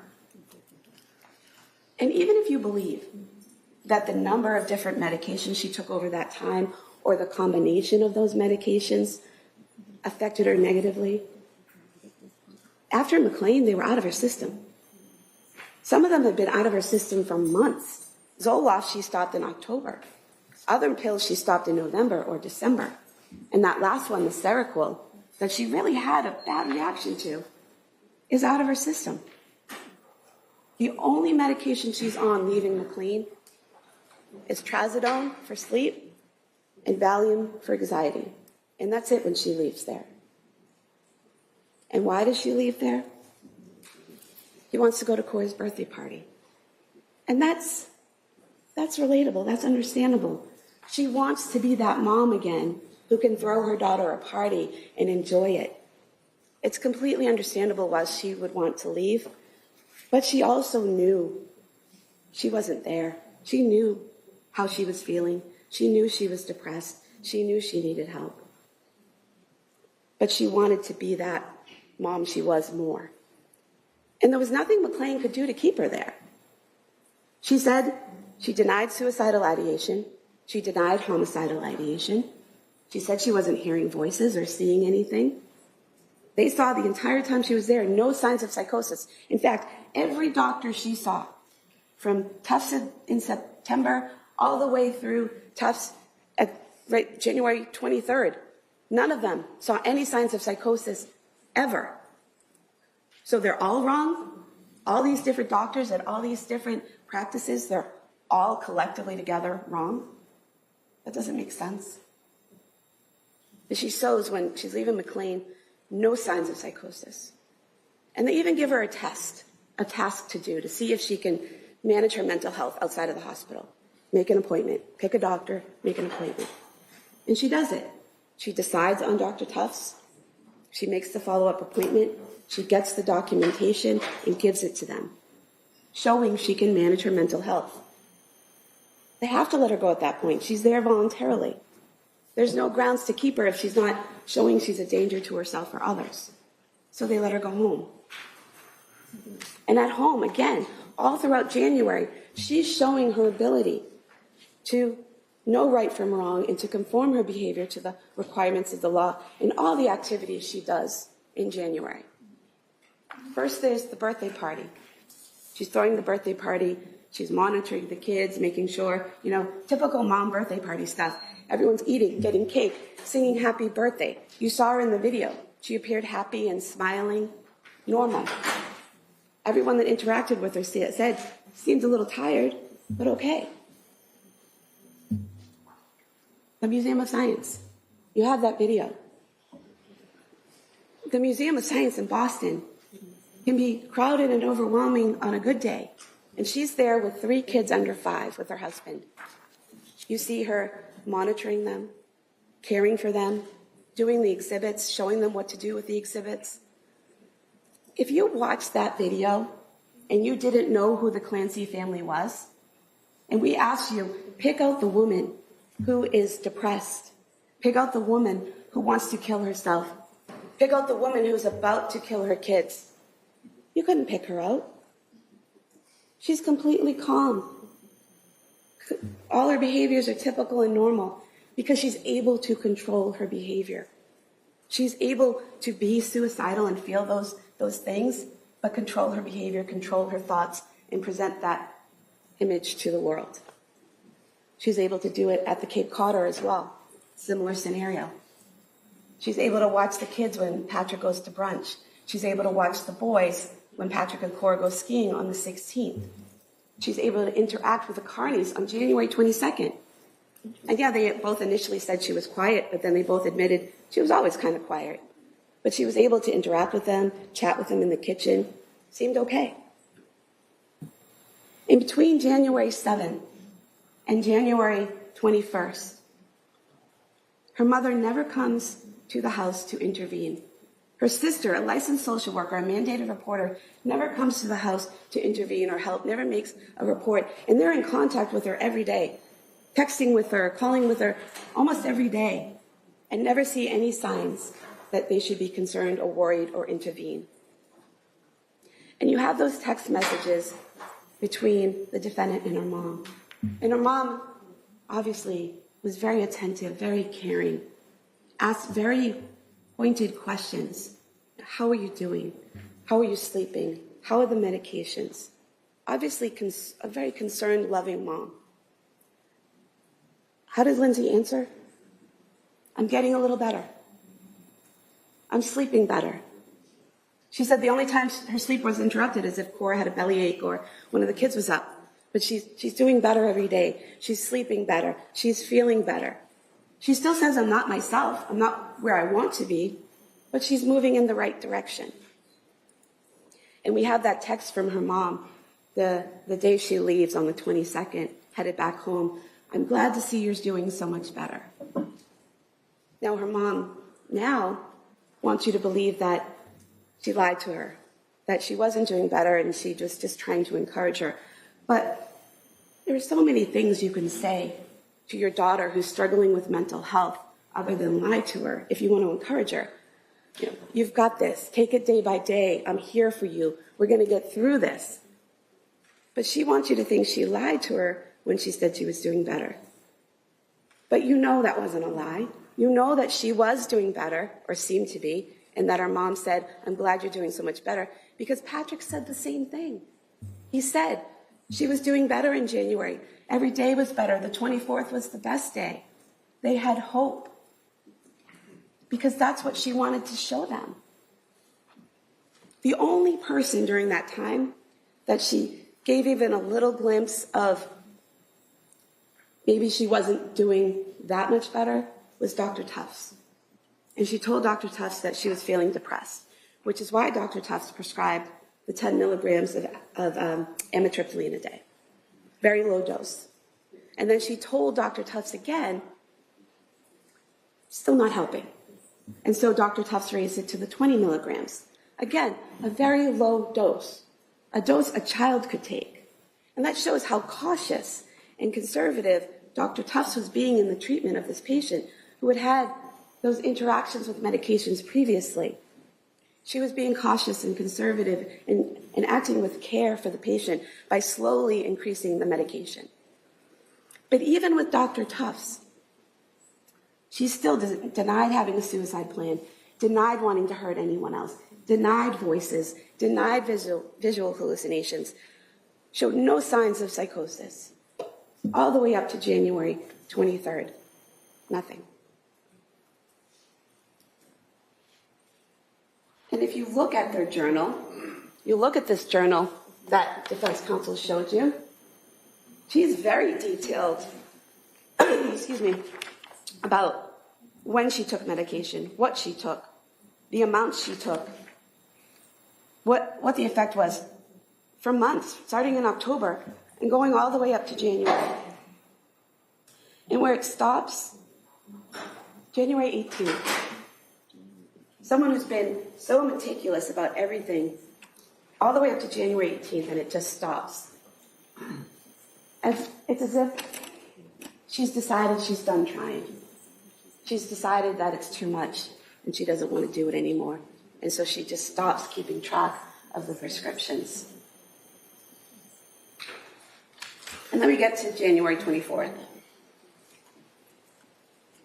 Everything that happened that day, every person she interacted with, every situation she was in, shows you she knew the difference between right and wrong, and she could conform her behavior to the law. The doctor's appointment first thing in the morning. She's able to drive there. She's able to interact with medical professionals. She's able to seem absolutely fine and normal. And this is a doctor who's treated the kids since Cora was a baby. This is a pediatrician who's known the family and has known Lindsay for almost 5 years. A woman who's trained in recognizing the signs of postpartum depression. She told you she looks for flat affect, she looks for teariness, and some other things that she told you. She saw none of that. She was able to control herself and interact with her in a perfectly normal, concerned mother way. Able to get home from that appointment.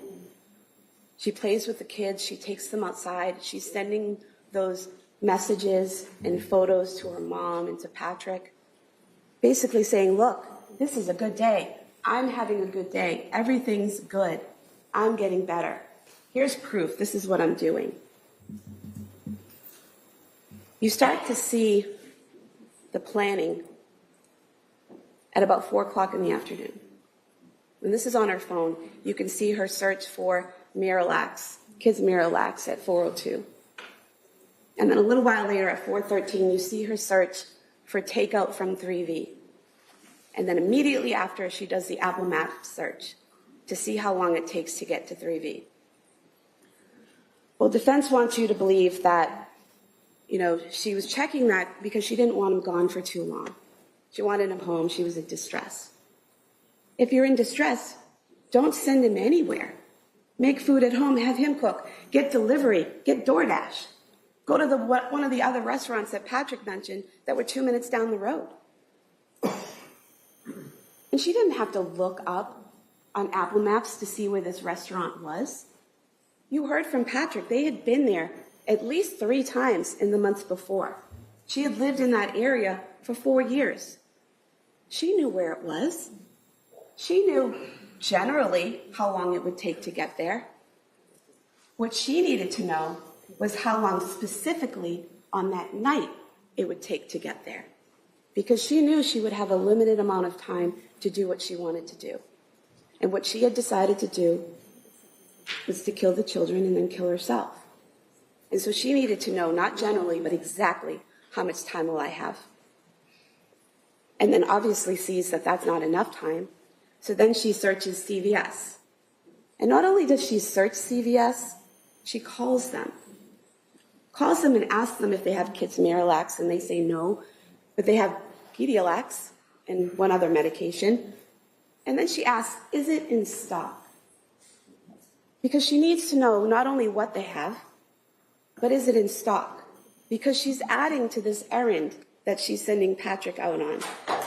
And she has to make sure she's not interrupted. She doesn't want that call at 5:33.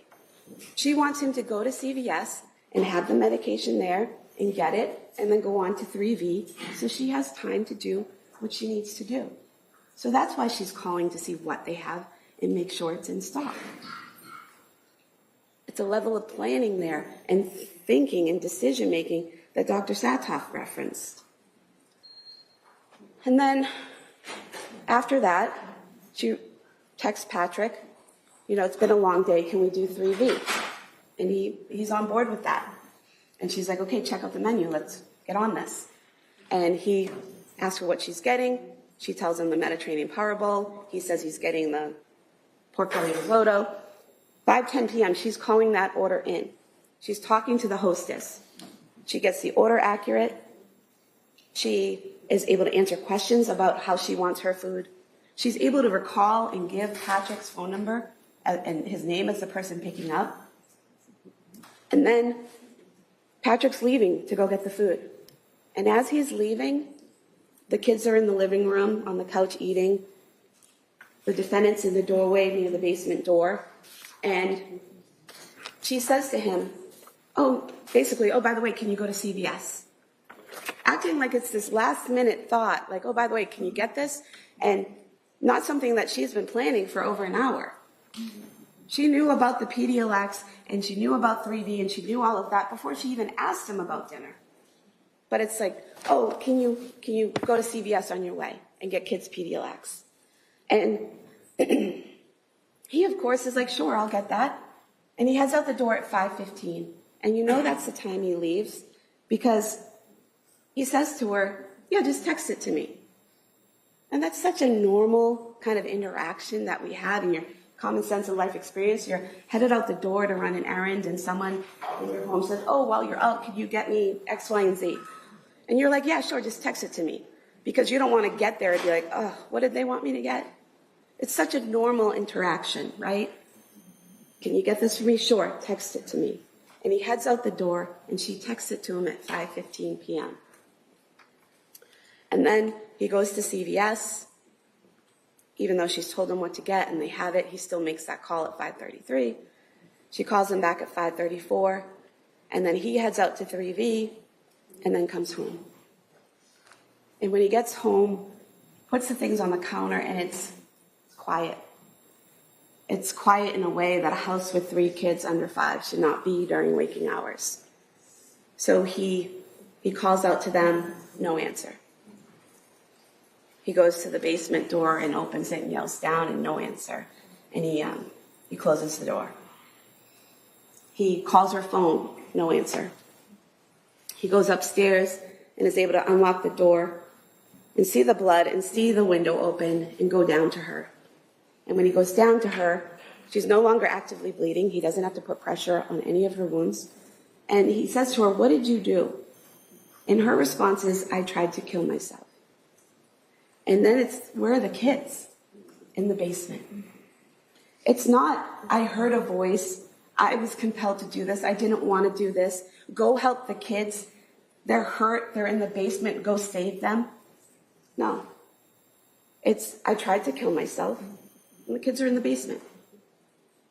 And defense wants you to believe that conversation couldn't have happened because of how she sounded on the 911 call.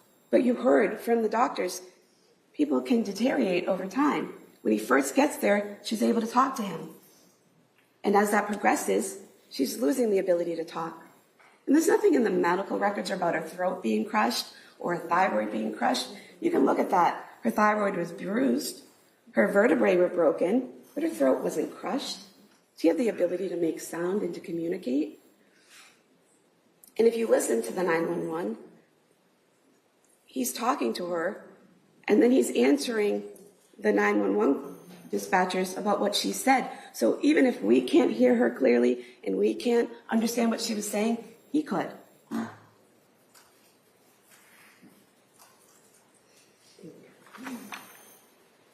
You know from all of the evidence that you have, putting aside the experts, but all the evidence you have in terms of crime scene photos and videos and the witness testimony and all the medical records, you know how she killed them, where she killed them, what time she killed them, and the order that she killed them in. Even without what she told the doctors about the order, that's something you can infer from the evidence. Because you know, in order to bring the kids to the basement and strangle each one of them, and then come upstairs and get a knife and have a phone call, and then go upstairs to the second floor and either take handfuls of pills or crush them however she did it, take the pills, and then cut herself. And it's not just 3 cuts, it's the hesitation marks, and then the cuts themselves.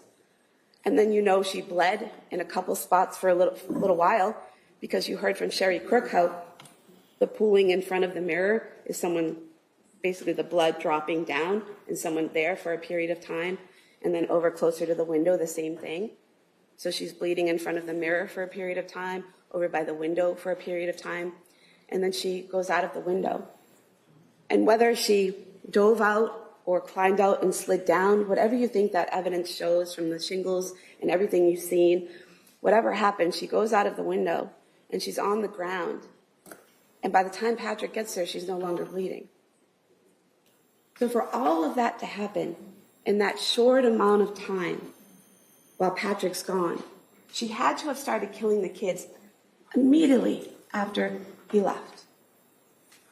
Now, defense wants you to believe that it was after the phone call, that after the phone call, she heard the voice and killed the children. But there's a few things about that don't make sense. First is what she told Dr. Satoff, that when she gets the call, she's at the fridge getting chicken nuggets out of the fridge to make dinner. You heard from Patrick, when he's leaving Dawson is sitting on the couch eating chicken nuggets and green beans out of a bowl. There's the crime scene photo of 2 bowls on the couch. Yes, the pink one seems to have some vegetables in it, but there's the blue one there as well. And Patrick saw Dawson eating the chicken nuggets and green beans. So why would the defendant make that up? Why would she say she's doing that during the phone call? Because if she's already killed the kids because of a voice and being compelled and it being against her will and she's like a puppet, then she can't get a call and miss it and then call the person back and have a conversation and then hang up. A puppet can't do those things. Those are decisions and choices and actions that she's controlling. So she has to explain away the phone call because her behavior and her ability to have the phone call don't make sense if she's being compelled by her voice, if she's not in control. And you, further on that, you have the phone. You have the flights climbed. There were 2 flights climbed. You can see, you have Ian Whiffin's report, you can see there were 2 flights climbed. The first ends at 5:33. So it makes sense that she has killed the kids in the basement and she has come up the stairs, and at 5:33, she's in the kitchen and she's getting the knife. And then Patrick calls. Everything she's done, everything from the research to making sure what they had, to telling him to get it, to making sure it's in stock, all of that, and he still calls her, he still interrupts her. And then she gets the knife and she goes upstairs, and she's at the top of the stairs by 5:38. So the phone calls from 5:33 to just before 5:35. So if you want to believe that the voice happened after the call, and the killing of the kids happened after the call, between 5:33 and 5:38, she doesn't go down and come back up and come back up and come back up. There's nothing on that phone about that. And there wouldn't be enough time for her to bring those kids down to the basement and strangle each one in 3 minutes. You heard from the doctors, and Dr. Lapisato included, it could take up to 30 seconds for each child to go unconscious. And then strangulation would have to continue for another 1 to 2 minutes to cause death. And Dr. Lapisato wanted you to believe that the band could just stay there around their necks by themselves. But you have the bands. They're exercise bands. You pull them, they resist, you let go, they snap back. I had to hold them up to show her in circles like around someone's neck. And when I let go, they expanded. They don't stay around someone's neck on their own. You have to pull them. And you know they weren't knotted. Patrick never testified that they were knotted, so I'll take this one. He testified that he didn't have a clear memory, but he remembered that they were possibly looped. And I asked him, like, when you're tying your shoe, that first loop before you do a bow?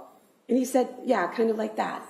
So not knotted, not tied, but even his memory wasn't the best. You heard him on that call. And that's why we had to play the call for you, because you could hear him. You could hear when he found each kid. And you knew that he had the phone with him when he found each kid, because his voice, it never sounded like he was in another room. It always sounded so painfully right there. And so you know he's holding the phone, and he's not untying knots, and he wouldn't have had the time to untie knots in that short amount of time. And then you have the firefighters looking in the window, seeing him with Dawson, and he's not untying a knot or unlooping something. They say they see him in an unwinding motion, unwrapping. That's why you had to listen to the 911, to show that she did stand over their limp bodies and strangle them for 1 to 2 minutes after they went unconscious. Because those weren't knotted. They weren't tied. They don't just stay there on their own.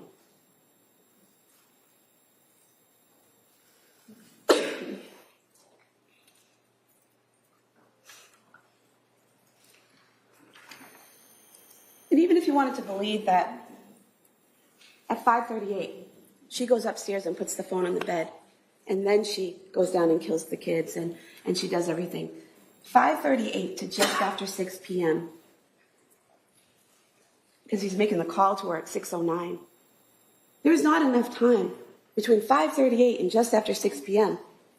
to kill all 3 kids, to get the knife, to take the pills, to cut herself, to bleed, to go out of the window, to stop bleeding, and Patrick to get there. In 20-odd minutes, it's not enough time. So you know she killed those kids as soon as he left. And when she got the call from him, she had already strangled them. And she didn't tell him. She didn't ask for help. She didn't say, oh my God, what have I done? She's a nurse. She didn't go down and try to do CPR and help them. No, she lied. She stayed calm. She presented herself as normal. She had complete control over her behavior and her emotions. She had a normal conversation with him because she didn't want him coming home, because she needed to finish her plan. She still had to kill herself. So why did she do it? Defense would have you believe that a mother who was this good, who loved her kids this much, which we're not denying, would never harm her kids this way unless she was so mentally ill that she was hearing these command voices and had no choice. But that's not the world we live in.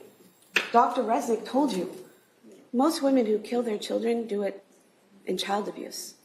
Most women who kill their children don't do it because of mental illness.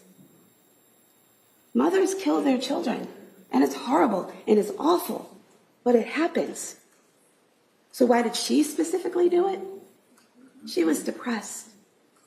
She was exhausted. She was done. She didn't want to try anymore. She felt damaged. But those kids were her protective factor. Those kids were keeping her from ending her misery.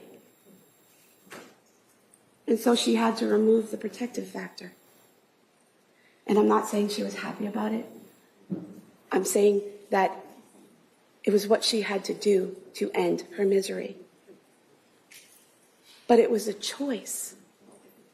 It was a choice. She could have kept trying. She could have, moved down to her mother's. She could have killed herself and left her kids alive. But it was a choice to take them with her. It was a horrible choice. And it's a choice that we don't want to think about, that a mother could make, because that doesn't make us feel safe or comfortable in this world. But it's a choice she made.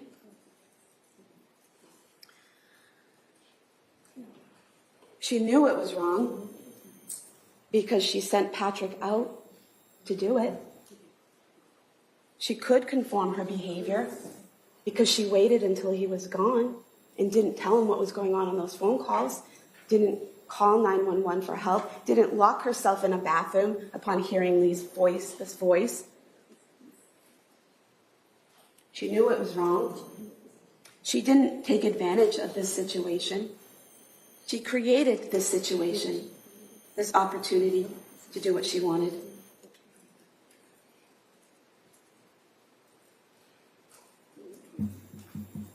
And when she woke in the hospital,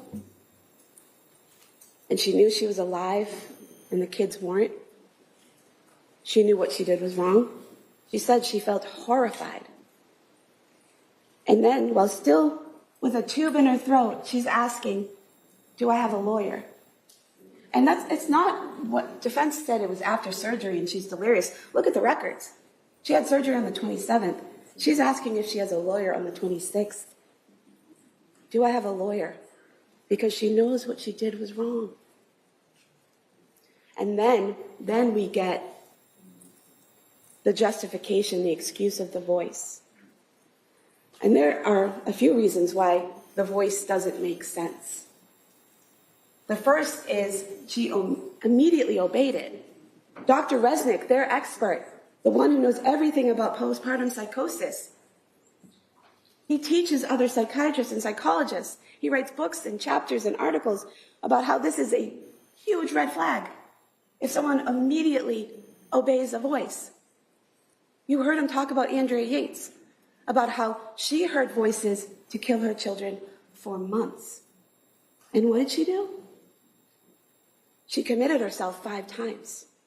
She tried to kill herself twice to avoid harming her children. But it said that was all accurate. Let's move on from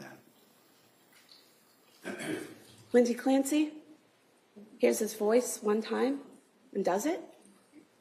Doesn't try to lock herself in the bathroom, call Patrick, call 911. Doesn't try to leave. Leaving little children alone for 20, 30 minutes, not the greatest option, but it's better than killing them. She doesn't try any tactics to avoid the voice. She just obeys. Another red flag that Resnick was asked about and teaches and writes about is that she only heard the voice one time. She never heard it before, and she hasn't heard it since. So how that works. It's a red flag that she's making up the voice. Another one is that what she said the voice told her isn't consistent. At the hospital, she says the voice said, you have to kill your children so you can kill yourself because they'll suffer without you. What she tells a lot of the doctors is, it says, this is your last chance. You have to kill the kids so you can kill yourself. And then she tells the chaplain, a third version, you have to kill the kids so you can kill yourself because they're in danger. There's these 3 different versions. Another red flag, it doesn't make sense. That she's saying the voice says all these different things. And then the fourth thing that doesn't make sense about the voice is that it's vague in its command. It doesn't tell her how to kill the kids, where, with what. Nothing. It says kill the kids so you can kill yourself. So she had to choose where, the basement. She had to choose how, strangulation. She had to choose with what, exercise ban. Choose again, exercise ban. Choose again, exercise ban. She had to choose how to kill herself.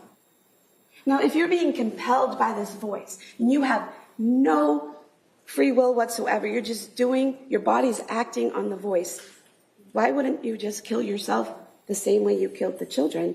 You strangled them, you hang yourself. That's acting on compulsion, that's no choice. She tried 3 different ways.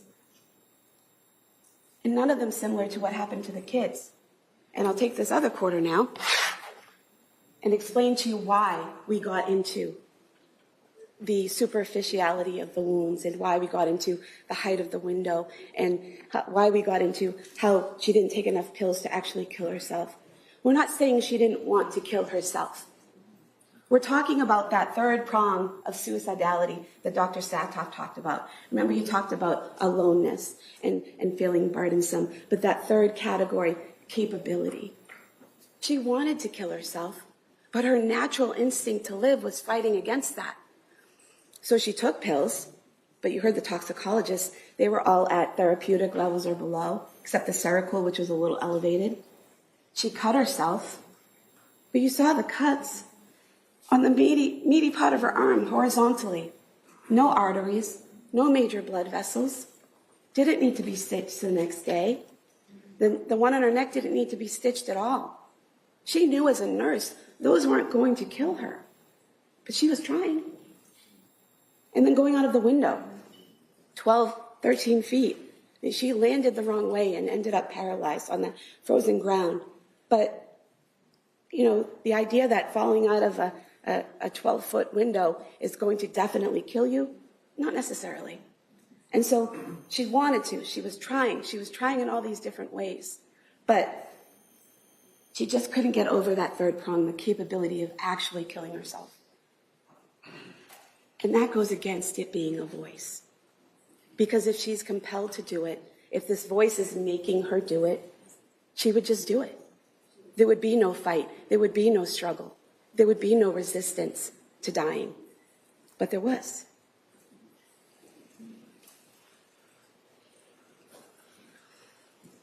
I guess the third one is Dr. Zeisel. We've never said that he told the defendant what to say. Not one witness, not one piece of evidence. The only person that said that Dr. Zeisel, that we were trying to say Dr. Zeisel told her to make up the voice, is defense counsel. He's the only one that asked about it. He's the only one that brought it up. We have never said that in this courtroom, and no witness has said that we've asked. She knew what she did was wrong. She could conform her behavior to the law and chose not to. And she didn't expect to have any consequences because she expected to die with her children. And we get to what we have to prove is that first degree is deliberate premeditation and extreme atrocity and cruelty. You know it was deliberate premeditation because of the way she killed them and the way they died. And the order also shows a rationality. The order she killed them in. Because Cora and Dawson are older. If she had tried to strangle one in front of the other, they would have known this is bad. And they would have tried to intervene or run and hide. And she had a very limited time. She didn't have time to try to find a child who ran off and hid. So taking Dawson first and moving him to a separate room, having Cora stay with Callan and having Dawson go in another room, that's rational. That makes sense. That's ordered thinking. And we didn't show you that post that she made about Dawson being a handful and not being compliant to show she was a bad mom. We showed it to you because it proves she knew that he was a handful. She knew that he was less likely to be compliant, to just go along. She knew that he might struggle. And so it made sense rationally to remove him and separate him first and kill him first. And she brought him into that room, into the office, and closed the door, and she wrapped that band around his little neck. And she squeezed until he was unconscious. As the blood's pooling in his face and causing those blood vessels to burst, causing him pain and panic and confusion. And defense calls Dr. La Posada to say, no, it wasn't 20 or 30 seconds. It was only 5 or 10 seconds until he went unconscious. I'm sorry, how many seconds is it okay for them to have been in pain and panic and confusion? How about it wasn't okay for 1 second for any of those children to feel that? And they all felt it, all for up to 30 seconds. And then she continued strangling their limp bodies for 1 to 2 minutes to make sure they were dead. Deliberate premeditation. And then extreme atrocity and cruelty. The indifference that she showed to their pain, to their struggle, to their suffering, leaving them there on the floor with the bands around their necks, completely indifferent, because she had a plan and she was following it through. Just think of that. The being strangled and the pain and the confusion that they're going through, and it's being done by their mom. Their mom is the one that's hurting them. Their mom is the one that's killing them. That's extreme atrocity and cruelty.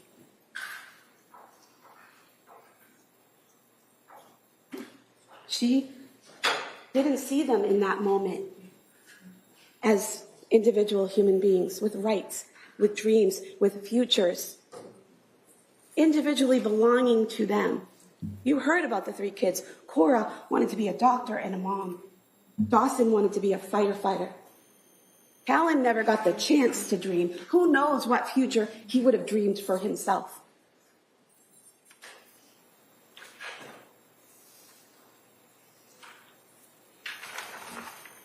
She killed them, and she left them there on the floor with the bands around their necks. She didn't bring them up to their beds and put them with their favorite stuffed animal and cover them up gently and lovingly, leaving them peacefully there. No. She left them discarded on the basement floor like broken toys because she was done playing the game. You know to a moral certainty she is guilty.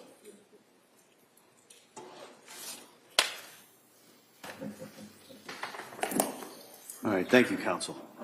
Now, members of the jury, been sitting here for a while. Does anybody need a short break? I think that would. All right. So we're going to return now to the instructions that I have. In rereading my instructions, I just kind of want to make sure that something's clear. So I'm going to ask you to go back to page 6. I think we were talking about murder in the second degree. Everybody get there.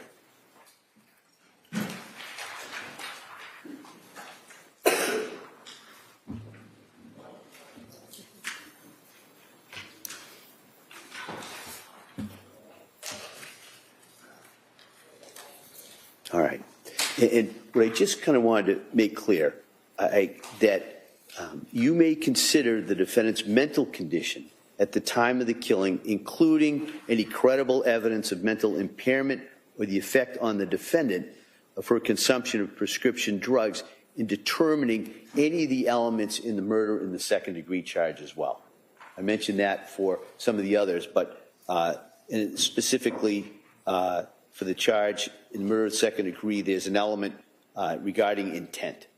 Okay, so I just kind of wanted to make that clear. Probably is suggested in that, but as I read through it, I just kind of wanted to remind you that you can, as I said, you can consider the defendant's mental condition at the time of the killing, including any credible evidence of mental impairment or the effect on the defendant of her consumption of prescription drugs, in determining the elements in murder in the second degree. All right, so I hope that cleared things up rather than confusing you any. But now I'm going to go to the general principles in regards to this case. All right. Now, as I said to you before, I'm incorporating the instructions that I gave earlier before the closing arguments with these instructions. So I want to talk about the presumption of innocence and the burden of proof. Once again, the indictments against Ms. Clancy are only an accusation. They're not evidence. The defendant has denied that she's guilty of the crimes charged in these indictments. The law presumes the defendant to be innocent of the charges against her. This presumption of innocence is a rule of law that compels you to find the defendant not guilty unless and until the Commonwealth produces evidence from whatever source that proves that the defendant is guilty beyond a reasonable doubt. This burden of proof never shifts. The defendant is not required to call any witnesses or produce any evidence, since she is presumed to be innocent. The presumption of innocence stays with the defendant unless and until the evidence convinces you, unanimously as a jury, that the defendant is guilty beyond a reasonable doubt. It requires you to find the defendant not guilty unless your guilt has been proved beyond a reasonable doubt. Your verdict, whether it is guilty or not guilty, must be unanimous. All right. Now, reasonable doubt. The burden is on the Commonwealth to prove beyond a reasonable doubt that the defendant is guilty of the charges made against her, as I just told you. But what is proof beyond a reasonable doubt? Well, the term is often used and probably pretty well understood, though it's not easily defined. Proof beyond a reasonable doubt does not mean proof beyond all possible doubt, for everything in the lives of human beings is open to some possible or imaginary doubt. A charge is proved beyond a reasonable doubt if, after you've compared and considered all of the evidence, you have in your minds an abiding conviction to a moral certainty that the charge is true. When we refer to moral certainty, we mean the highest degree of certainty possible in matters relating to human affairs, based solely on the evidence that has been put before you in this case. I've told you that every person is presumed to be innocent until she is proved guilty, and that the burden of proof is on the prosecutor. If you evaluate all the evidence and you still have a reasonable doubt remaining, the defendant is entitled to the benefit of that doubt and must be acquitted. It is not enough for the Commonwealth to establish a probability, even a strong probability, that the defendant is more likely to be guilty than not guilty. That is not enough. Instead, the evidence must convince you of the defendant's guilt to a reasonable and moral certainty, a certainty that convinces your understanding and satisfies your reason in judgment as jurors who are sworn to act conscientiously on the evidence. This is what we mean by proof beyond a reasonable doubt. Now, I want to talk initially about my function of the judge. My function as a judge in this case has been to see that the trial is conducted fairly, efficiently, and in an orderly manner. It's also my responsibility to rule on what you may consider as evidence and to instruct you on the law that applies in this case. It's your duty as jurors in this case to accept the law as I stated to you. You should consider all of my instructions as a whole. You may not ignore any instruction or give special attention to any one instruction. You must follow the law as I give it to you, whether you agree with it or not. That's not just because I'm the judge. It's because every person who comes to court for trial is equal and is subject to the same law. And if jurors in each case were to apply what they thought the law should be, and the jurors in different cases had different views, then the parties in those cases would not be treated equally. The law that I'm instructing you on is the law that has been established by our legislature and our appellate courts, and it applies to everyone. And you must apply the law as I instruct you. Function of the jury. Your function is to determine the facts of this case. You are the sole and exclusive judges of the facts. You alone determine what evidence to accept, how important any evidence is that you do accept, and what conclusions to draw from all the evidence. You must apply the law as I give it to you, to the facts as you determine them to be, in order to decide whether the Commonwealth has proven its case. You should determine the facts solely on a fair consideration of the evidence.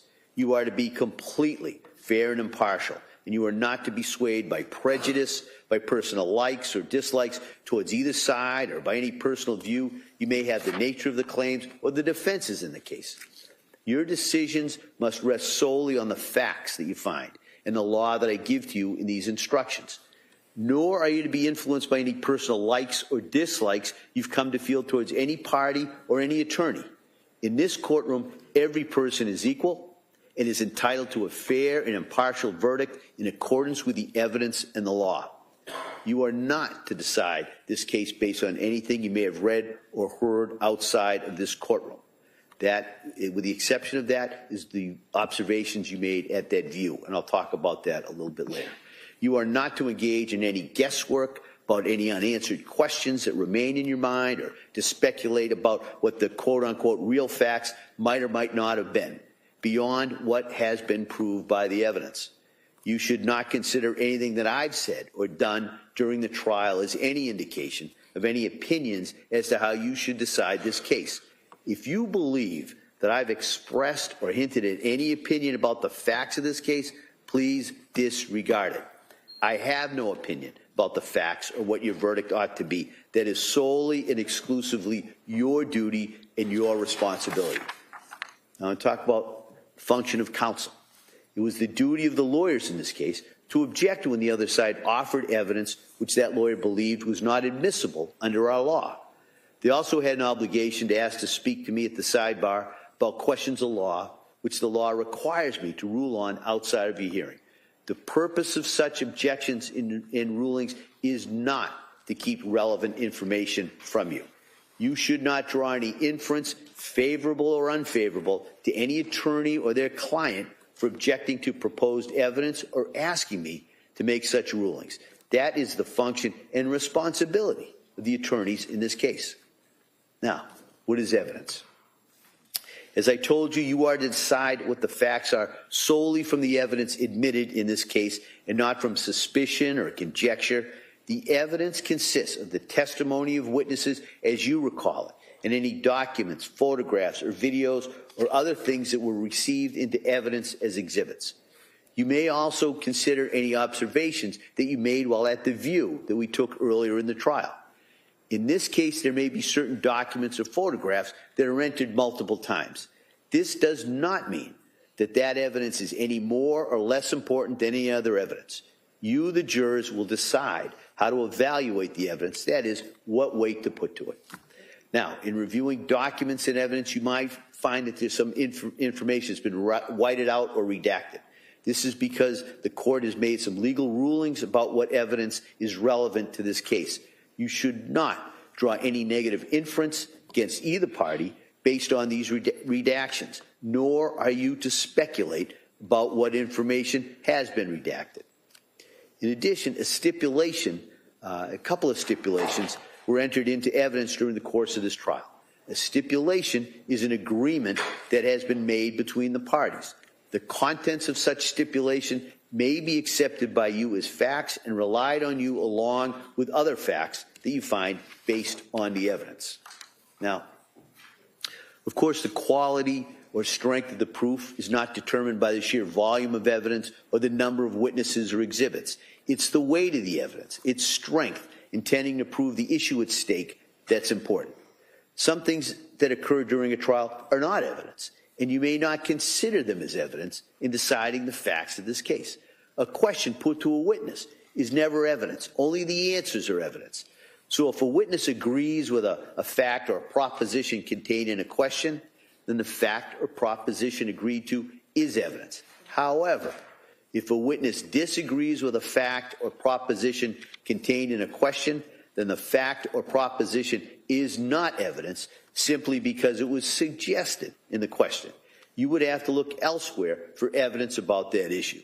You may not consider any answers that I've stricken. They're not evidence and cannot be used by you as evidence or considered by you for any purpose. The opening statement and closing arguments of the lawyers, not evidence. They're only intended to assist you in understanding the positions of the party. My instructions and anything that I've said during the trial, not evidence.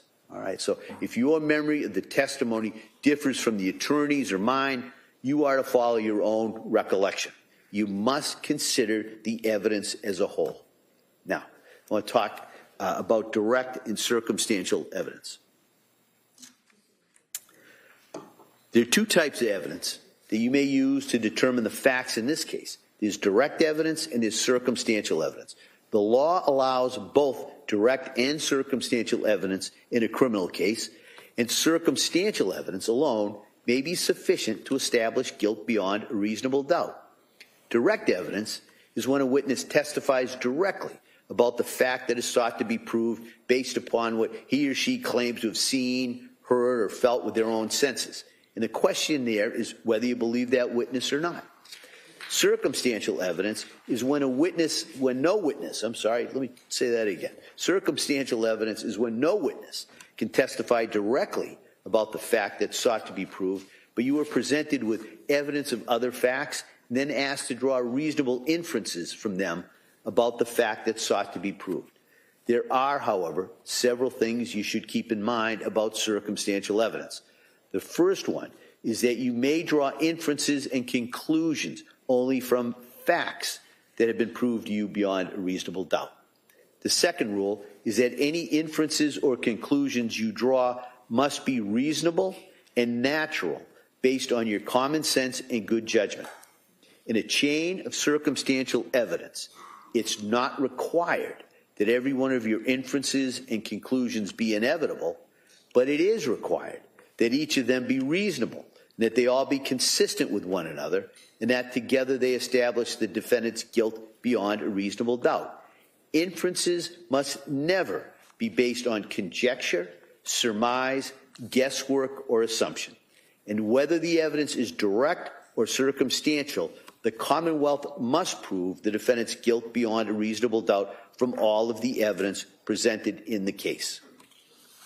Now, I want to talk about the credibility of witnesses. All right. It's going to be your duty to decide all the disputed questions of fact. You are going to have to determine which witnesses to believe and how much weight to give their testimony. You should give the testimony of each witness whatever degree of belief and importance that you judge it is fairly entitled to receive. You are the sole judges of the credibility of the witnesses, and if there are any conflicts in the testimony, it's your function to resolve those conflicts and to determine where the truth lies.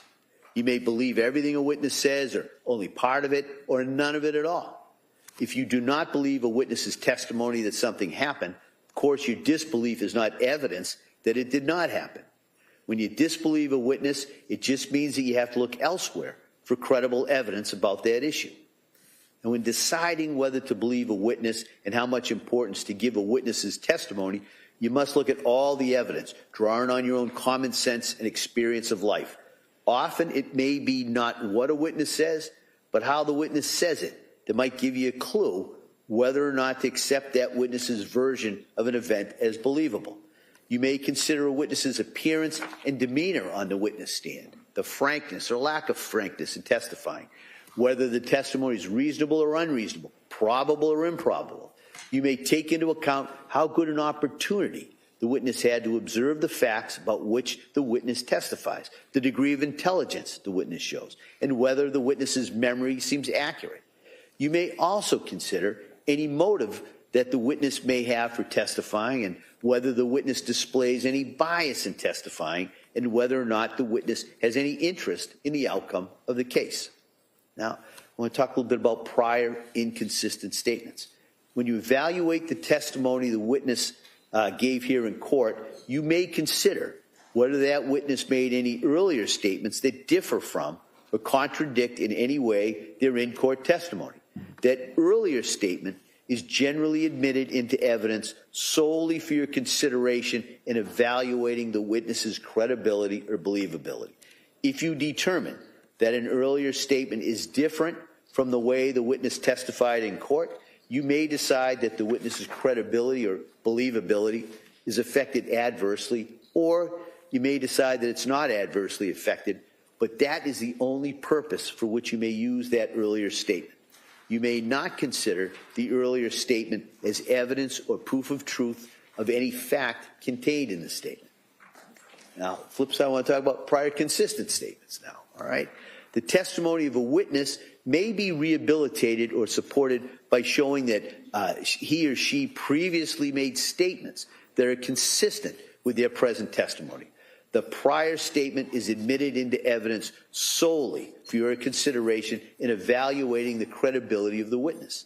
Should you find the prior statement to be consistent, you may consider the prior statement only in connection with your evaluation of the credence to be given to the witness's present testimony in court.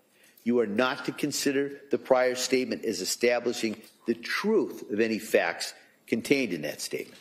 Now, I want to talk about the defendant's statements that were made to evaluating psychiatrists or psychologists. You may not consider the defendant's statements made to a psychiatrist or psychologist in their evaluation of the defendant as establishing the truth of any facts contained therein. Those statements cannot be used by you as evidence of premeditation, extreme atrocity, or cruelty, or specific intent to kill.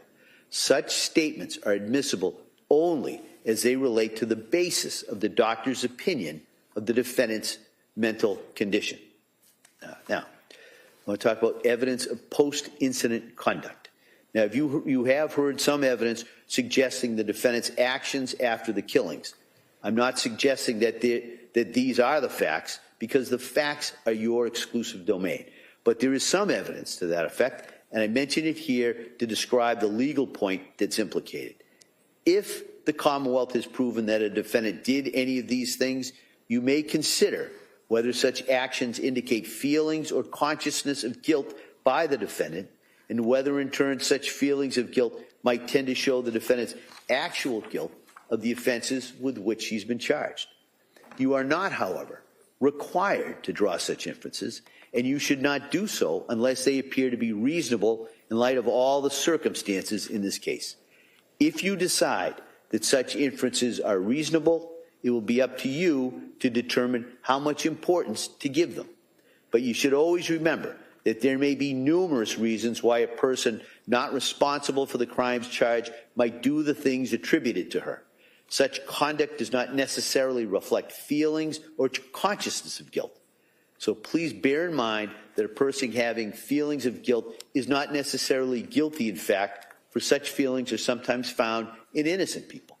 So finally, remember that standing alone, consciousness of guilt evidence, if you find there was any, is never enough by itself to convict a person of a crime. You may not find the defendant guilty on such evidence alone, but you may consider it in your deliberations with all the other evidence that was presented at the trial. I want to talk next about expert witnesses. Now, there were a number of expert witnesses in this case. This term refers to witnesses who have specialized training or experience in a particular field. Generally, in cases that are tried in our courts, both civil and criminal, witnesses may testify only to facts that are within their own personal knowledge, that is, things they have personally seen or heard or felt. Because a particular witness has specialized training in their field does not put that witness on a higher level than any other witness, and you are to treat an expert witness just as you would treat any other witness. You may believe all of the expert's testimony, none of it, or anything between those two extremes. There is no requirement for you to believe an expert merely because they are an expert. As with any other witness, it's completely up to you to decide whether you accept the testimony of an expert witness, including the opinions that the witness gave. It's also entirely up to you to decide whether you accept the facts relied on by the expert and decide what conclusions, if any, you draw from the expert's testimony. You must, as has been explained, keep firmly in mind that you alone decide what the facts are. If you conclude that an expert's opinion is not based on the facts as you find those facts to be, then you may reject the testimony and the opinion of the expert in whole or in part. You are also free to reject the testimony and the opinion of an expert witness in whole or in part if you determine that the witness's opinion is not based on sufficient education, experience, or that the testimony of the witness was motivated by some bias or interest in this case. All right? Now, you may have noticed that Ms. Clancy did not testify at this trial. The defendant has an absolute right not to testify, since the entire burden of proof in this case is on the Commonwealth to prove that the defendant is guilty. It is not up to the defendant to prove that she is innocent. Under our system of law, a defendant has a perfect right to say to the Commonwealth, quote, "You have the burden of proving your case against me beyond a reasonable doubt. I do not have to say a word," unquote.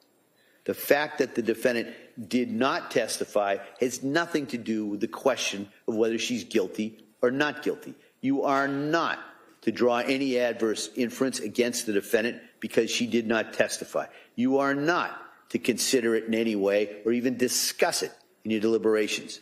You must determine whether the Commonwealth has proved its case against the defendant based solely on the testimony of the witnesses and the exhibits. Now, speaking of the exhibits, now I'm going to talk about that. You will have all the exhibits and the stipulations with you in the jury room.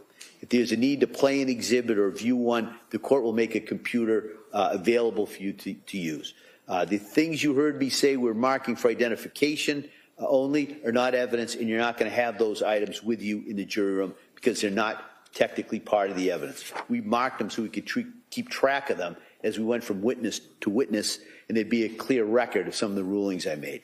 So coming back, however, the exhibits that were introduced in evidence, you'll have those with you. You alone will decide the weight that they deserve to receive in helping you make your ultimate judgment about whether the Commonwealth has proven its case. You're not required to believe something simply because it's written on a piece of paper or it appears in a photograph. You're not, of course, required to disbelieve it just because it appears there either. Whether to believe what an exhibit purports to show and how much weight to give the exhibit is entirely up to you to decide. Now, the view. Early in the trial, we drove by some sites and visited an address in Duxbury. As I told you at the time, we referred to that as a view.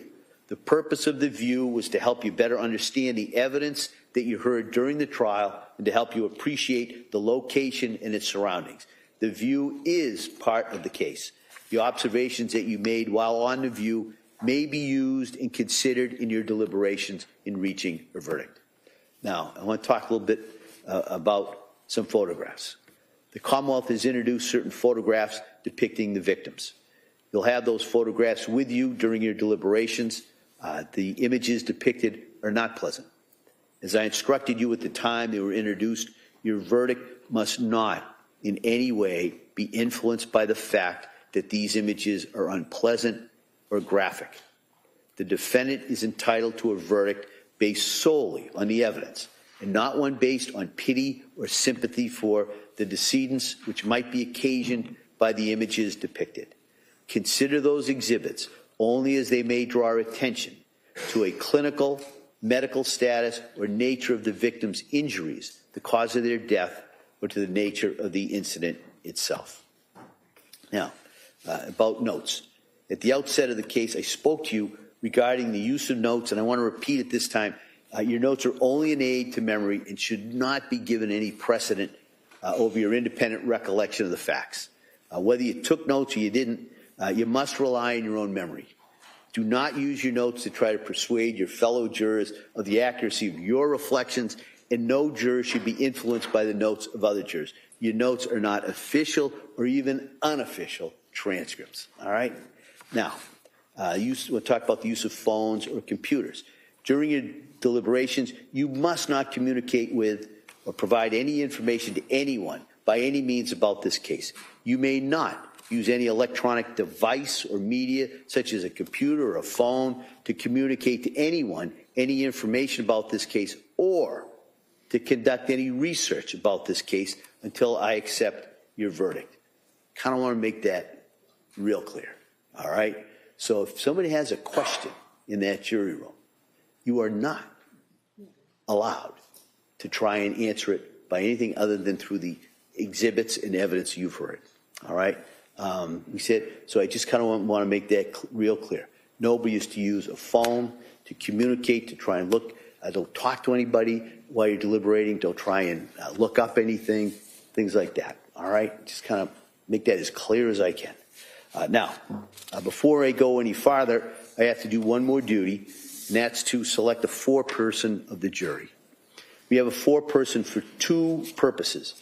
The first is to act as your facilitator. That's to gather everyone around the deliberation table to be sure that everyone has a full and fair opportunity to speak and to share their views and to ensure that all of you are always deliberating together as a group as you work to reach the verdict in this case. The second purpose of the foreperson is to act as your spokesperson here in open court. So when you're ready to return your verdict, we'll bring you all back out as a group. We'll ask you to remain standing, and we'll ask the foreperson on everyone's behalf if you've reached a verdict. And if you have, we'll go through the process of having that verdict reported by the foreperson on your behalf, and then it's recorded in the case. All right? So those are the two roles of the foreperson.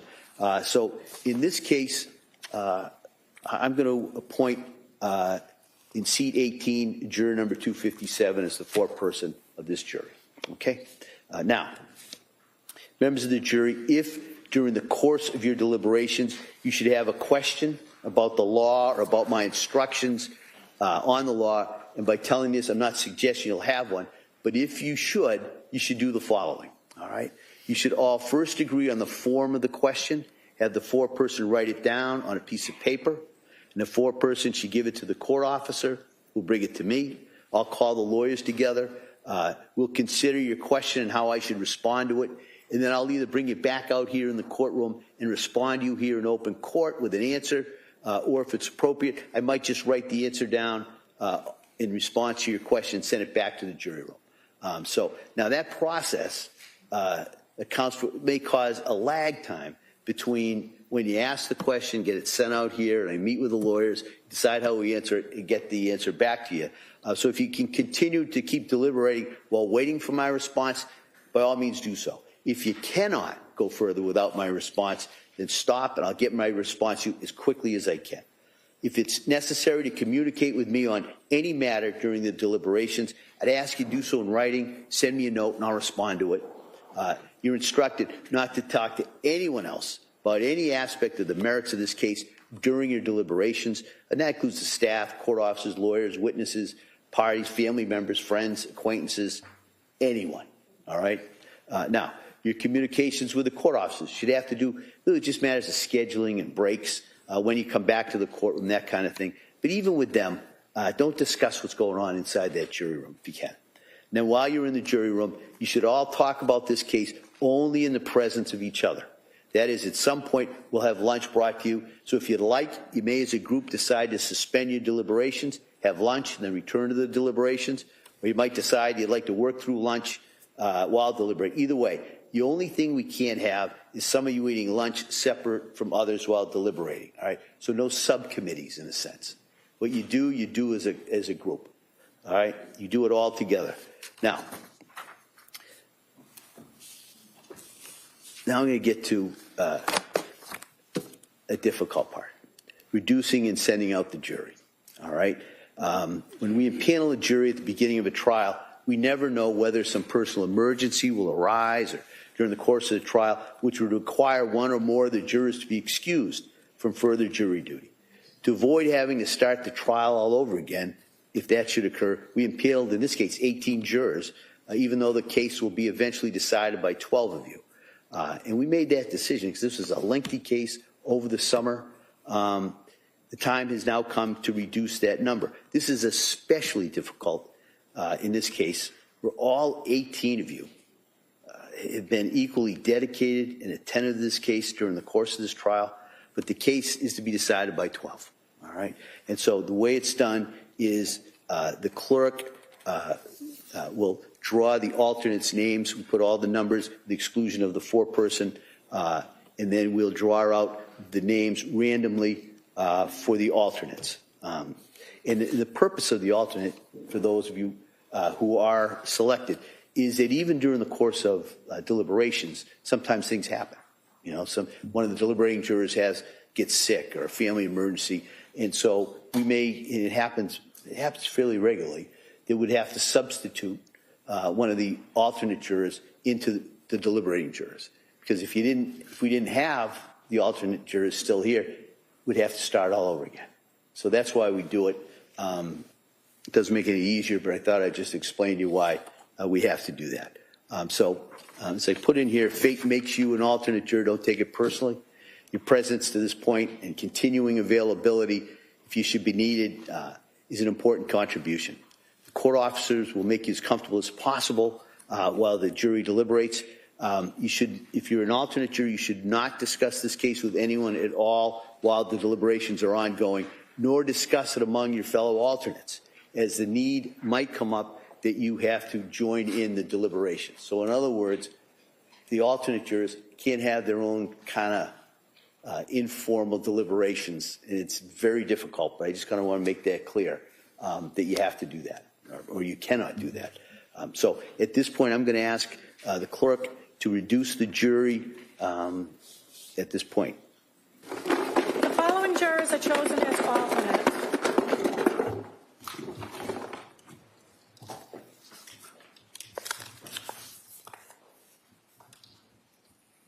Juror number 157 in seat number 11.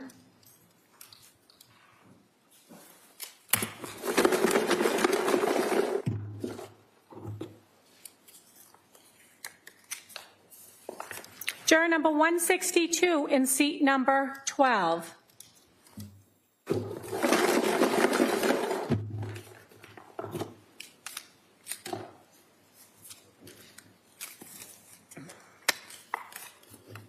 Juror number 385 in seat number 14.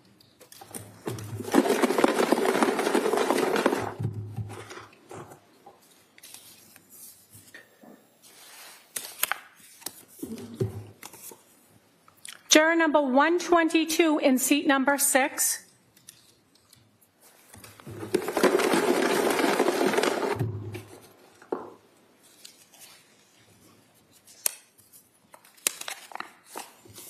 Juror number 124 in seat number 7.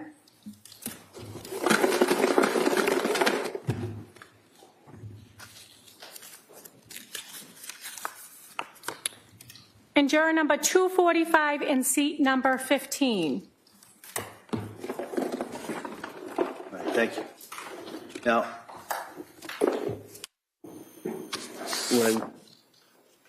what I kind of had forgotten to talk about, I mentioned it with the foreperson and everyone in regards to the verdict, just the verdict slip.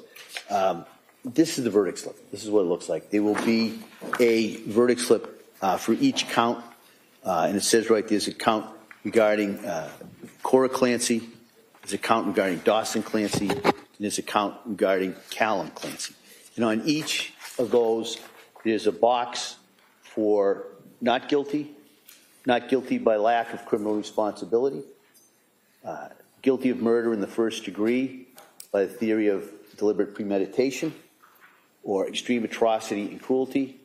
There's a box for guilty of murder in the second degree, and there's a box for manslaughter. So when you have reached a unanimous verdict as to which verdict it is, the foreperson is to check that box that is applicable to the decision, sign it and date it, and let the court officers know that we have a verdict. Okay, so it's pretty self-explanatory, but I just kind of wanted to let you know that. Now, I know I'm not telling you anything you don't know when I tell you that reaching a verdict in this case is not necessarily going to be an easy task. It's going to require conscientious service on your part and a conscientious approach to your duty as jurors.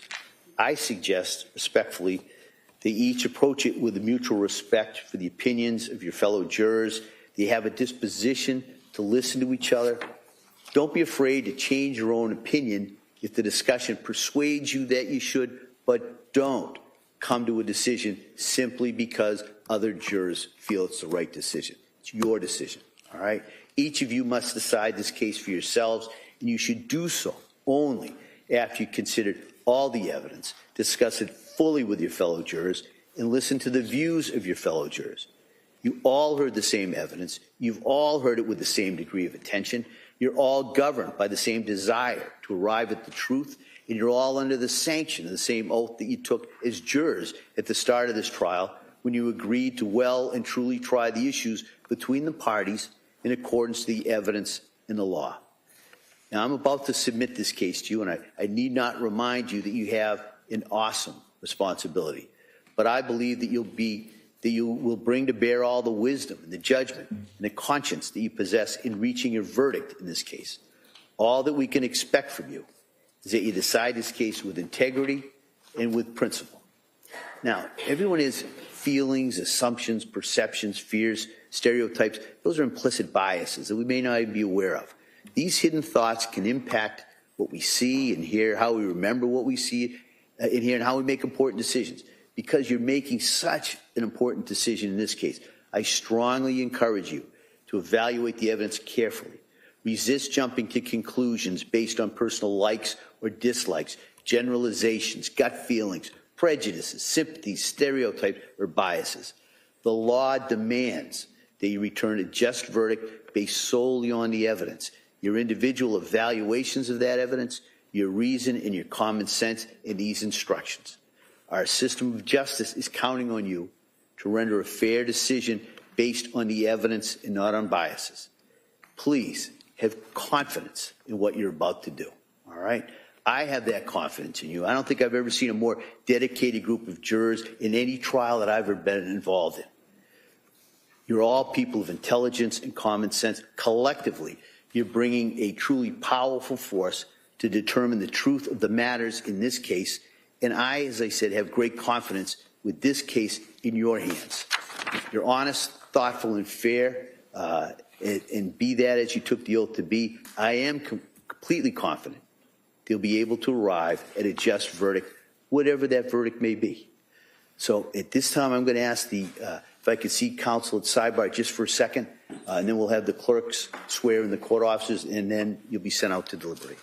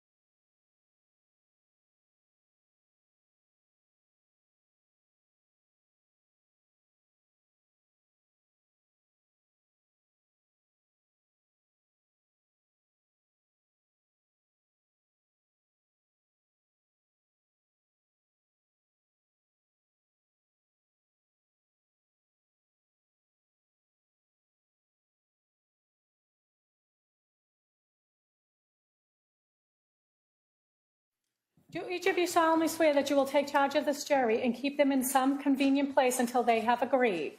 That you will not speak to them yourselves nor suffer anyone else to speak to them, except by order of the court, so help you God? As to the alternate jurors, keep your hands raised. Do you solemnly swear that you will take charge of these alternate jurors and keep them in a convenient place, separate and apart from the other members, that you will not speak to them yourselves nor suffer anyone else to speak to them, except by order of the court, so help you God? I do. Thank you. All right. Members of the jury, you may now retire to consider your verdict. Thank you. Court, all rise. Jury, there be no votes. Construction, television. Aye. I think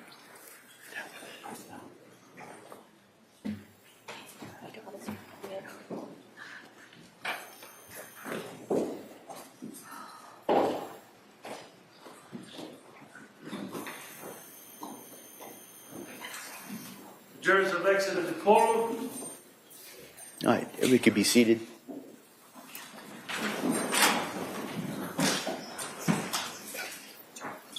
I just wanted to make one comment, and it really is, unless you've tried a difficult murder like this one, you may not be aware how difficult and tough it is to try a case like this.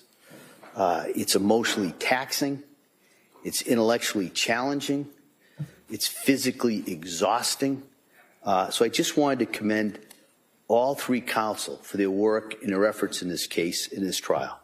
I know how challenging it's been for them, so I just kind of wanted to acknowledge that and thank them for their efforts in regards in this case. So then before we break, could I see counsel just in regards to a couple of the exhibits?